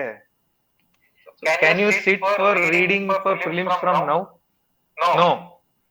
ಸೊ ಮೇನ್ಸ್ ಈಗ ಆಗಿಲ್ಲ ಅಂತಾನೆ ಇಟ್ಕೊಳ್ಳಿ, ಆಗಿಲ್ಲ ಅನ್ನೋರು ಪರ್ಸ್ಪೆಕ್ಟಿವ್ ಅಲ್ಲೇ ಮಾತಾಡೋಣ. ಮೇನ್ಸ್ ಜನವರಿಲಿ ಇದೆ ಅಲ್ವಾ? ಆ ಮೇನ್ಸ್ ನೀವು ಕೊಟ್ಟಿಲ್ಲ ಅಂದ್ರೂ ಕೊಡ್ತಾ ಇದೀನಿ ಅಂತ ಪ್ರಿಪೇರ್ ಆಗಿ. ಸೊ ನೀವು ಪ್ರಿಲಿಮ್ಸ್ ಪಾಸ್ ಆಗ್ಲಿ ಪ್ರಿಲಿಮ್ಸ್ ಪಾಸ್ ಆಗದೆ ಇರ್ಲಿ, ಈಗ ನೀವು ಕನ್ನಡ ಮೇನ್ಸ್ ನ ಪ್ರಿಪೇರ್ ಆಗ್ಲೇಬೇಕು. So there is no other option. This is the time for your mains preparation till January. ಹಾಗಾಗಿ ಕಂಪ್ಲೀಟ್ ಆಗಿ ಇವತ್ತಿಂದಾನೆ, ಇಲ್ಲ ನೀವು ನಿನ್ನೆಯಿಂದ ಸ್ಟಾರ್ಟ್ ಮಾಡಿದ್ರೆ ಇನ್ನ ಒಳ್ಳೇದು, ಇವತ್ತಿಂದಾನೆ ಕಂಪ್ಲೀಟ್ ಆಗಿ ಮೇನ್ಸ್ ತಯಾರಿಯಲ್ಲಿ ತೊಡಗಿಕೊಂಡ್ಬಿಡಿ. ಸೊ ಹಾಗೆ ಮಾಡೋದ್ರಿಂದ ಏನಾಗ್ತದೆ, ನೀವು ಪಾಸ್ ಆದ್ರೆ ಖುಷಿ ಆಗ್ತೀರಾ, ಫೇಲ್ ಆದ್ರೆ ಮುಂದಿನ ಅಟೆಂಪ್ಟ್ ಗೆ ನಿಮ್ಗೆ ಹೆಲ್ಪ್ ಆಗ್ತದೆ. So this means whether you clear prelims or not, prelims should be treated as mains which you are giving and then start preparing from today. Right. And what was the takeaway, or what were the takeaways from this year's scores and this year's performance? ನೀವು GS ಬಗ್ಗೆನೂ ಹೇಳ್ಬೋದು, ತೊಂದರೆ ಇಲ್ಲ. ಏನು ಸರಿ ಮಾಡ್ಕೊಳಕ್ ಇಷ್ಟಪಡ್ತೀರಾ the coming times ನಲ್ಲಿ, ಇನ್ಕ್ಲೂಡಿಂಗ್ ಕನ್ನಡ ಸಾಹಿತ್ಯ? ಏನಾದ್ರೂ ಬದಲಾವಣೆಯನ್ನ ತರಕ್ಕೆ ನೋಡ್ತೀರಾ? ಯಾವ್ದು ಸರಿ ಹೋಯ್ತು ಅಂತ ನಿಮ್ಮ ಭಾವನೆ? ಇದು ಚೆನ್ನಾಗಾಯ್ತು ಈ ಸಲ, ದಿಸ್ ಫಾರ್ಮುಲಾ ವರ್ಕ್ಸ್, ಬಟ್ ಇದು ಯಾಕೋ ಸರಿಗಾಗ್ಲಿಲ್ಲ ಅಂತ ನಿಮ್ಮ observation on your own performance? Interview ಅಲ್ಲಿ ನನಗೆ ಕಡಿಮೆ ಬಂದಿದೆ, ಸೊ ಅದ್ರ ಬಗ್ಗೆ ನಾನು ಮಾತಾಡಲ್ಲ. ಇಂಟರ್ವ್ಯೂ ಬಗ್ಗೆ have to work hard. So ಇವಾಗ because we are speaking on mains, so mains ಅಲ್ಲಿ ನೀವು GS ಬಗ್ಗೆ ಮಾತಾಡ್ಬೋದು. ಹೌದು. ಸೊ ಎಸ್ಸೆ ಅಲ್ಲಿ ನನ್ನ ಇದು ಅಂದ್ರೆ ಮುಂಚೆ ತರ ಸ್ಕೋರ್ಸ್ ಬರ್ತಾ ಇಲ್ಲ. ಸೊ ಮುಂಚೆ ಗೆಟಿಂಗ್ 140+ ವಾಸ್ ಈಸಿ. ಸೊ ಈಗ ಎಷ್ಟೇ ಚೆನ್ನಾಗಿ ಎಸ್ಸೆ ಬರೆದ್ರು 130 ನಿಲ್ತಾ ಇದೆ. ಸೊ ಎಸ್ಸೆಗೆ ಸ್ವಲ್ಪ ಸೀರಿಯಸ್ ಆಗಿ ಪ್ರಿಪೇರ್ ಆಗಿ, ರೈಟಿಂಗ್ ಮುಂದೆ essay would not work. So that is one thing. ಆಮೇಲೆ GS1 ಅಲ್ಲಿ ಇಟ್ಸ್ ನಾಟ್ ಸೋ ಸ್ಕೋರಿಂಗ್, ನನಗೂ ಕಡಿಮೆ ಬಂದಿದೆ. ಸೊ GS1 ಅಲ್ಲಿ 100 ಅನ್ನ ಕ್ರಾಸ್ ಮಾಡಕ್ಕೆ ಅಟ್ ಎನಿ ಕಾಸ್ಟ್ ಟ್ರೈ ಮಾಡಿ. So GS1 should not be neglected. And GS2 is high scoring. ಸುಮಾರು ಜನ there is one person who has scored 121. So GS2 ಅಲ್ಲಿ 110+ ಟಾರ್ಗೆಟ್ ಅನ್ನ ನೀವು ಇಟ್ಕೋಬೇಕು. GS3 ಬಂದ್ರೆ ಎಲ್ರಿಗೂ ಕಡಿಮೆ ಬಂದಿದೆ. So there is hardly few people who have crossed 100. So ಈ ಪೇಪರ್ ಅಲ್ಲಿ 100 ಅನ್ನ ಕ್ರಾಸ್ ಮಾಡೋದಕ್ಕೆ ನೀವು 100 to 110 ತೆಗಿಯೋದಕ್ಕೆ ನೀವು ಪ್ರಯತ್ನವನ್ನ ಮಾಡ್ಲೇಬೇಕು. GS4 ಬಂದ್ರೆ ಸೊ ಎಥಿಕ್ಸ್ ಅನ್ನ ಸುಮ್ಮನೆ ಹೋಗಿ ಬರೆಯೋ ಪೇಪರ್ ಕಾಲ ಹೋಯ್ತು. ಸೊ ಎಥಿಕ್ಸ್ ಗೆ ತುಂಬಾ ಅಚ್ಚುಕಟ್ಟಾದ ತಯಾರಿಯನ್ನ, ಈಗ ಎಥಿಕ್ಸ್ ಬಗ್ಗೆ ನಾನು ಮಾತಾಡಬಲ್ಲೆ ಯಾಕಂದ್ರೆ I got very good score, ಅಂದ್ರೆ one of the good scores 107 ಬಂದಿದೆ. ಸೊ ಹೀಗಿರ್ಬೇಕಾದ್ರೆ ಅಚ್ಚುಕಟ್ಟಾದ ತಯಾರಿಯನ್ನ ಮಾಡಿದ್ರೆ ಮಾತ್ರ ಎಥಿಕ್ಸ್ ಅಲ್ಲಿ ಒಳ್ಳೆ ಸ್ಕೋರ್ ತಗೊಳ್ಳೋದಕ್ಕೆ ಸಾಧ್ಯ. ಸೊ ಎಥಿಕ್ಸ್ ನ ನೆಗ್ಲೆಕ್ಟ್ ಮಾಡಬೇಡಿ. Ethics, essay and your literature, ಇದು ಮೂರು ನಿಮಗೆ ಫೈನಲ್ ಲಿಸ್ಟ್ ಅಲ್ಲಿ ಹೆಸರು ಬರುತ್ತೋ ಇಲ್ವೋ ಅಂತ ಡಿಸೈಡ್ ಮಾಡ್ತಕ್ಕಂಥ ಪೇಪರ್ಗಳು. ಇನ್ನ ಕನ್ನಡಕ್ಕೆ ಬಂದ್ರೆ ನನಗೆ ಪೇಪರ್ 1 ನಲ್ಲಿ 143 ಬಂದಿದೆ. ಸೊ ಇದನ್ನ ನಾನು 160 ಕ್ರಾಸ್ ಮಾಡಿಸ್ಬೇಕು ಅನ್ನೋ ಒಂದು ಆಸೆ ಇದೆ. ಸೊ ಇಲ್ಲಿ ಏನ್ ಮಾಡ್ತಾ ಇದ್ದೆ, ಹುರು ಹೊಡೆದಿ ಅದನ್ನ ಅಲ್ಲಿ ಹಚ್ಚೋತಾ ಇದ್ದೆ. ಸೊ ನಾನು ಆಗ್ಲೇ ಹೇಳಿರೋದ ರೀತಿಲಿ ಸ್ವಲ್ಪ ಇನೋವೇಷನ್ ನ ಬ್ರಿಂಗ್ ಮಾಡಿ ತಂದಿ ಈ ಪೇಪರ್ ಅನ್ನ ಇನ್ನ ಉತ್ತಮ ಮಾಡ್ಕೋಬಹುದು ಅನ್ನೋ ಒಂದು ಯೋಚನೆಯಲ್ಲಿ ಇದ್ದೇನೆ. ಸೊ ಪೇಪರ್ 1 ಇನ್ನೋವೇಷನ್ಗೆ ನೀವು ಜಿನೇಂದ್ರ ಕಣಗಾವಿ ಸಾಹೇಬ್ರನ್ನ, IPS ಅವರನ್ನ ಭೇಟಿ ಆದ್ರೆ ತುಂಬಾ ಒಳ್ಳೇದು. ಯಾಕಂದ್ರೆ ಕನ್ನಡವನ್ನ ಒಂದು ಸೈನ್ಸ್ ರೀತಿಯಲ್ಲಿ ತಯಾರಿ ಮಾಡ್ಲಿಕ್ಕೆ ಅವ್ರು ಯಾರೇ, ಅವ್ರ ಇನ್ಸ್ಟಿಟ್ಯೂಟ್ ಅಭ್ಯರ್ಥಿ ಅಲ್ಲ, ಯಾರೇ ಕನ್ನಡ ಅಭ್ಯರ್ಥಿಗಳು ಹೋದ್ರು ಅವರು ಆ ದಿಕ್ಕಿನಲ್ಲಿ ಇನ್ನೋವೇಟಿವ್ ಆಗಿ ಆನ್ಸರ್ ಬರೆದು ಉತ್ತಮ ಅಂಕವನ್ನ ತಗೊಳ್ಳೋದಕ್ಕೆ ಅವರು ಸಹಾಯ ಮಾಡ್ತಾರೆ. ಇನ್ನ ಪೇಪರ್ 2 ಅಲ್ಲಿ 137 ಹೈಯೆಸ್ಟ್ ಸ್ಕೋರ್ ಇದೆ, ನಂದು 125 ಬಂದಿದೆ. ಸೊ ಇಲ್ಲಿ 150 ಕ್ರಾಸ್ ಮಾಡುವಂತ ಒಂದು ಯೋಚನೆಯಲ್ಲಿದ್ದೇನೆ. ಸೊ ಇದಕ್ಕೆ ಸಾಕಷ್ಟು ಶ್ರಮ ಪಡ್ಬೇಕಾಗ್ತದೆ. ಸೊ ಇಲ್ಲಿ ಸ್ಟ್ರಕ್ಚರಿಂಗ್ ಮೂಲಕ ಆನ್ಸರ್ ಅನ್ನ ಉತ್ತಮ ಪಡಿಸ್ಕೋಬೇಕು ಅನ್ನೋ ಒಂದು ಯೋಚನೆಯಲ್ಲಿದ್ದೇನೆ. ಇದು ಕಂಪ್ಲೀಟ್ ಆಗಿ ಮುಂದಿನ ಒಂದು ಹಾದಿ ಅಂತ ಹೇಳ್ಬೋದು. Thank you Dhanush. And I hope ಸಾಕಷ್ಟು ಜನರಿಗೆ ಎಲ್ಲ ರೀತಿಯಾದಂತಹ ಒಂದು ಕ್ಲಾರಿಫಿಕೇಶನ್ ಸಿಕ್ಕಿದೆ. Anything you want to add as a final touch, as a final comment, ಹೊಸಬರಿಗಾಗಿರ್ಬೋದು, ನಮ್ಮಂತವ್ರಿಗಾಗಿರ್ಬೋದು, ಆಸ್ ಅ ಸೀನಿಯರ್ ಪ್ಲೇಯರ್ಸ್ ಗಳಿಗೆ, anything from your side which ಇದು ಅಂತ? ಹೌದು, ನನ್ನ ಒಂದು ಆಸೆ ಏನಂದ್ರೆ, ಈ ಒಂದು ವಿಡಿಯೋ ನೀವೇನ್ ಮಾಡ್ತಾ ಇದ್ದೀರಾ, ಇದು ಕನ್ನಡಕ್ಕೆ ಈಗ ಬಾಲಾಜಿ ಅವರು ಸಾಕಷ್ಟು ವರ್ಷಗಳಿಂದ ಒಂದು ಹೋಲಿಸ್ಟಿಕ್ ಬೈಬಲ್ ರೀತಿ ಒಂದು ಡಾಕ್ಯುಮೆಂಟ್ ಬಿಟ್ಟಿದ್ರು. ಸೊ ಅದೇ ರೀತಿಯಲ್ಲಿ ಇಲ್ಲ, ಅದರಲ್ಲಿ ಅಟ್ಲೀಸ್ಟ್ 50% ಮಟ್ಟಕ್ಕಾಗ್ಲಿ ಈ ವಿಡಿಯೋ ಉಪಯೋಗ ಆಗ್ಬೋದು. ಹಾಗಾಗಿ 3 ಪಾಯಿಂಟ್ ಅನ್ನ ನಾನು ಬರೆದಿಟ್ಕೊಂಡಿದ್ದೇನೆ. ಒಂದು, 3 ರಿಂದ 4 ತಿಂಗಳಲ್ಲಿ ಕನ್ನಡವನ್ನ ಮುಗಿಸ್ಬಹುದು, ಬಟ್ 2 ತಿಂಗಳಲ್ಲಿ ಆಗಲ್ಲ. Compare to other optional, Kannada syllabus ಸ್ವಲ್ಪ ಜಾಸ್ತಿ ಇದೆ, ನೀವು ಒಪ್ಕೊಂತೀರಾ ನನ್ನ ಜೊತೆ ಈ ವಿಷಯದಲ್ಲಿ. ಬಟ್ 2 ತಿಂಗಳಲ್ಲಿ ಮಾಡೋದಿಕ್ಕೆ ಅದು 10th ಸ್ಟ್ಯಾಂಡರ್ಡ್ ಎಕ್ಸಾಮ್ ಅಲ್ಲ. ಕನಿಷ್ಠ ಪಕ್ಷ 3 ರಿಂದ 4 ತಿಂಗಳು ನೀವು ಅದಕ್ಕೆ ಮೀಸಲಿಡಬೇಕಾಗ್ತದೆ. ಸೊ ಈ ಒಂದು ಟೈಮ್ ಸ್ಪ್ಯಾನ್ ಇದ್ರೆ ಪ್ಲಾನ್ ಮಾಡಿ, ಅದರ್ವೈಸ್ ಮೈನ್ಸ್ ಫಿಲಿಮ್ಸ್ ಆದ್ಮೇಲೆ ಓದಿ ಕನ್ನಡ ಕ್ರಾಸ್ ಮಾಡ್ತೀನಿ ಅನ್ನೋ ಒಂದು ಇದನ್ನ ನಿಮ್ಮ ಅದೃಷ್ಟ ಇದ್ರೆ ಆಗ್ಬೋದು, ಇಲ್ಲ ನಾನು ಅದೃಷ್ಟದಲ್ಲಿ ಒಂದು ನಂಬಲ್ಲ. So that is one thing. Second, ಒಂದು ಮಂತ್ರವನ್ನ ಬರೆದಿಟ್ಟುಕೊಂಡಿದ್ದೇನೆ. ಈ ಮಂತ್ರ ನಾನು ತಯಾರಿಸಿದ್ದಲ್ಲ, ನನ್ನ ಗುರುಗಳಾದ ಶ್ರೀ ಬಾಲಾಜಿ DK ಅವರು ನನಗೆ ಸಾಕಷ್ಟು ವರ್ಷಗಳ ಹಿಂದೆ ನನಗೆ ಅವರ ಕೃಪಾ ಕಟಾಕ್ಷದಿಂದ ಸಿಕ್ಕಿದ್ದು. ಕನ್ನಡವನ್ನ ಪಾಸ್ ಮಾಡ್ಲಿಕ್ಕೆ ಅಥವಾ ಯಾವುದೇ ಮೇನ್ಸ್ ಪೇಪರ್ ಸ್ಪೆಸಿಫಿಕ್ ಆಗಿ ಕನ್ನಡವನ್ನ ಪಾಸ್ ಮಾಡ್ಲಿಕ್ಕೆ ಬೇಕಾದ ಮಂತ್ರ, ಇಟ್ಸ್ ಎ 3 ಲೆಟರ್ ವರ್ಡ್. ಈ ಮಂತ್ರ ಇಟ್ಕೊಳ್ಳಿ, ಕನ್ನಡ ಪಾಸ್ ಮಾಡ್ಲಿಕ್ಕೆ ಈ ಮಂತ್ರ ಏನಂದ್ರೆ right right right. This is the ಮಂತ್ರ. ಈ ಮಂತ್ರವನ್ನ ನೀವು ಉಪಯೋಗಿಸಿದ್ರೆ ಕನ್ನಡದಲ್ಲಿ ತುಂಬಾ ಒಳ್ಳೆ ಅಂಕಗಳನ್ನ ಪಡ್ಕೋಬಹುದು. It is right right right. ಬರವಣಿಗೆಯಿಂದ ಮಾತ್ರ ಕನ್ನಡದಲ್ಲಿ ಉತ್ತಮ ಅಂಕ ಪಡ್ಲಿಕ್ಕೆ ಸಾಧ್ಯ. ಮೇನ್ಸ್ ಪೇಪರ್ ಅಲ್ಲೂ ಸಹ, ಯಾವುದೇ ಮೇನ್ಸ್ ಪೇಪರ್ ಅಲ್ಲಾದ್ರೂ ಸಹ. ಇನ್ನು 3ನೇದು, ನನಗೆ ಮ್ಯಾನಿಫೆಸ್ಟ್ IAS ಸಂಸ್ಥೆಯ ಸಂಸ್ಥಾಪಕರಾದ ಶ್ರೀ ಮೃತ್ಯುಂಜಯ ನವಲ್ಗಟ್ಟಿ ಅವರ ಕಡೆಯಿಂದ ದೊರೆತ ಒಂದು ಮಾರ್ಗದರ್ಶನ ಏನಂದ್ರೆ, ಕನ್ನಡದಲ್ಲಿ ಆಗಿರ್ಬೋದು, ಎಸ್ಸೆಯಲ್ಲಿ ಆಗಿರ್ಬೋದು, ಈಗ ಬೇರೆ ಪೇಪರ್ ಅಲ್ಲಿ ಮ್ಯಾಂಡೇಟರಿ, ಎಲ್ಲ ಮ್ಯಾಂಡೇಟರಿ ಇರುತ್ತೆ, ಸೊ ಬರೀಲೇಬೇಕು. ಬಟ್ ಆಪ್ಷನ್ ಚೂಸ್ ಮಾಡೋದಿದೆಯಲ್ಲ, that will make your score or break your score. So ಹೀಗಿರ್ಬೇಕಾದ್ರೆ ಎಸ್ಸೆಯಲ್ಲಿ ನೀವು ಚೂಸ್ ಮಾಡ್ಕೊಳ್ಳೋದು ನುರಿತ ಅಧ್ಯಾಪಕರಿಂದ ನೀವು ತಿಳ್ಕೊಳ್ಳಿ ಯಾವ ರೀತಿ ಚೂಸ್ ಮಾಡ್ಬೇಕು ಅಂತ. ಕನ್ನಡದಲ್ಲಿ ಆಪ್ಷನಲ್ ಚೂಸ್ ಮಾಡ್ಲಿಕ್ಕೆ ತುಂಬಾ ಒಂದು ಸಿಸ್ಟಮ್ಯಾಟಿಕ್ ಅಪ್ರೋಚ್ ಬೇಕಾಗ್ತದೆ. ಅಂದ್ರೆ ಆಪ್ಷನ್ಸ್. ಸೊ ಮುತ್ತುಂಜಯ ನವಲ್ಗಟ್ಟಿ ಅವರಿಂದ ನನಗೆ ಗೊತ್ತಾಗಿದೆ ಏನಂದ್ರೆ, ಫಸ್ಟ್ ಮ್ಯಾಂಡೇಟರಿ ಏನಿದೆ ಪಾರ್ಟ್ ಎ ಮತ್ತೆ ಪಾರ್ಟ್ ಬಿ ಅಲ್ಲಿ, first question and fifth question, ಇದೆರಡು ಮೊದ್ಲು ಚೂಸ್ ಮಾಡಿ ಬರೆಯಕ್ ಹೋಗ್ಬಿಡಿ. ಇದೆರಡನ್ನ ಫಸ್ಟ್ ಬರ್ದ್ಬಿಡಿ, ಯಾಕಂದ್ರೆ ಇದು ನಿಮ್ ಹಣೆ ಬರ, ಬರೀಲೇಬೇಕು, ಏನು ಮಾಡಕ್ ಆಗಲ್ಲ. ಆಮೇಲೆ ಭಾಗ ಎ, ಇದು ಎರಡು ಪೇಪರ್ಗೂ ಅನ್ವಯ ಆಗುತ್ತೆ, ಪೇಪರ್ 1 ಮತ್ತು ಪೇಪರ್ 2. ಭಾಗ ಎ ಅಲ್ಲಿ ಒಂದನ್ನ, 3 ಕ್ವಶನ್ ಅಲ್ಲಿ ಒಂದನ್ನ ಚೂಸ್ ಮಾಡಿ, ಸಿಂಪಲ್ ಆಗಿರೋ ಒಂದನ್ನ ಚೂಸ್ ಮಾಡಿ ಬರೆದು ಮುಗಿಸ್ಬಿಡಿ. ನೆಕ್ಸ್ಟ್ ಇನ್ನೊಂದನ್ನ ಚೂಸ್ ಮಾಡ್ಕೊಂಡು ಕೂರ್ಬೇಡಿ, ಅಲ್ಲಿ ಭಾಗ ಬಿ ಬನ್ನಿ, ಯಾಕಂದ್ರೆ ಅಲ್ಲೂ ನೀವು ಒಂದು ಮಿನಿಮಮ್ ಬರೀಲೇಬೇಕು ಅಲ್ವಾ. Minimum it is 3+2 or 2+3. So ಭಾಗ 2ಕ್ಕೆ ಮಿನಿಮಮ್ ಬರಿಬೇಕಾಗಿದೆ. ಅಲ್ಲಿ ಮಿಕ್ಕಿರೋ 3ರಲ್ಲಿ ಒಂದನ್ನ ಚೂಸ್ ಮಾಡಿ ಬರ್ದ್ಬಿಡಿ, ಆಯ್ತಾ. ಸೊ ನಿಮಗೆ 4 ಕ್ವಶನ್ ಕಂಪ್ಲೀಟ್ ಆಯ್ತು ಅಲ್ವಾ, ಮ್ಯಾಂಡೇಟರಿ 2, ಆಪ್ಷನಲ್ 2. ಸೊ ಈಗ ಉಳಿದಿರೋ ಒಂದನ್ನ ಭಾಗ 1ರಲ್ಲಿ 2ರಿಂದ ಚೂಸ್ ಮಾಡಿ, ಇಲ್ಲ ಭಾಗ 2ರಲ್ಲಿ 2ರಿಂದ ಚೂಸ್ ಮಾಡಿ ಒಂದನ್ನ ಬರೆದು ಮುಗಿಸಿ. ಯಾಕಂದ್ರೆ ಸಮಯ ಇರೋದೇ ಅಭಾವ ನಮಗೆ, ಅದ್ರಲ್ಲಿ ನೀವು ಆಪ್ಷನ್ ಚೂಸ್ ಮಾಡೋದ್ರಲ್ಲಿ ಟೈಮ್ ವೇಸ್ಟ್ ಮಾಡಿದ್ರೆ ಮುಗೀತು ಕತೆ.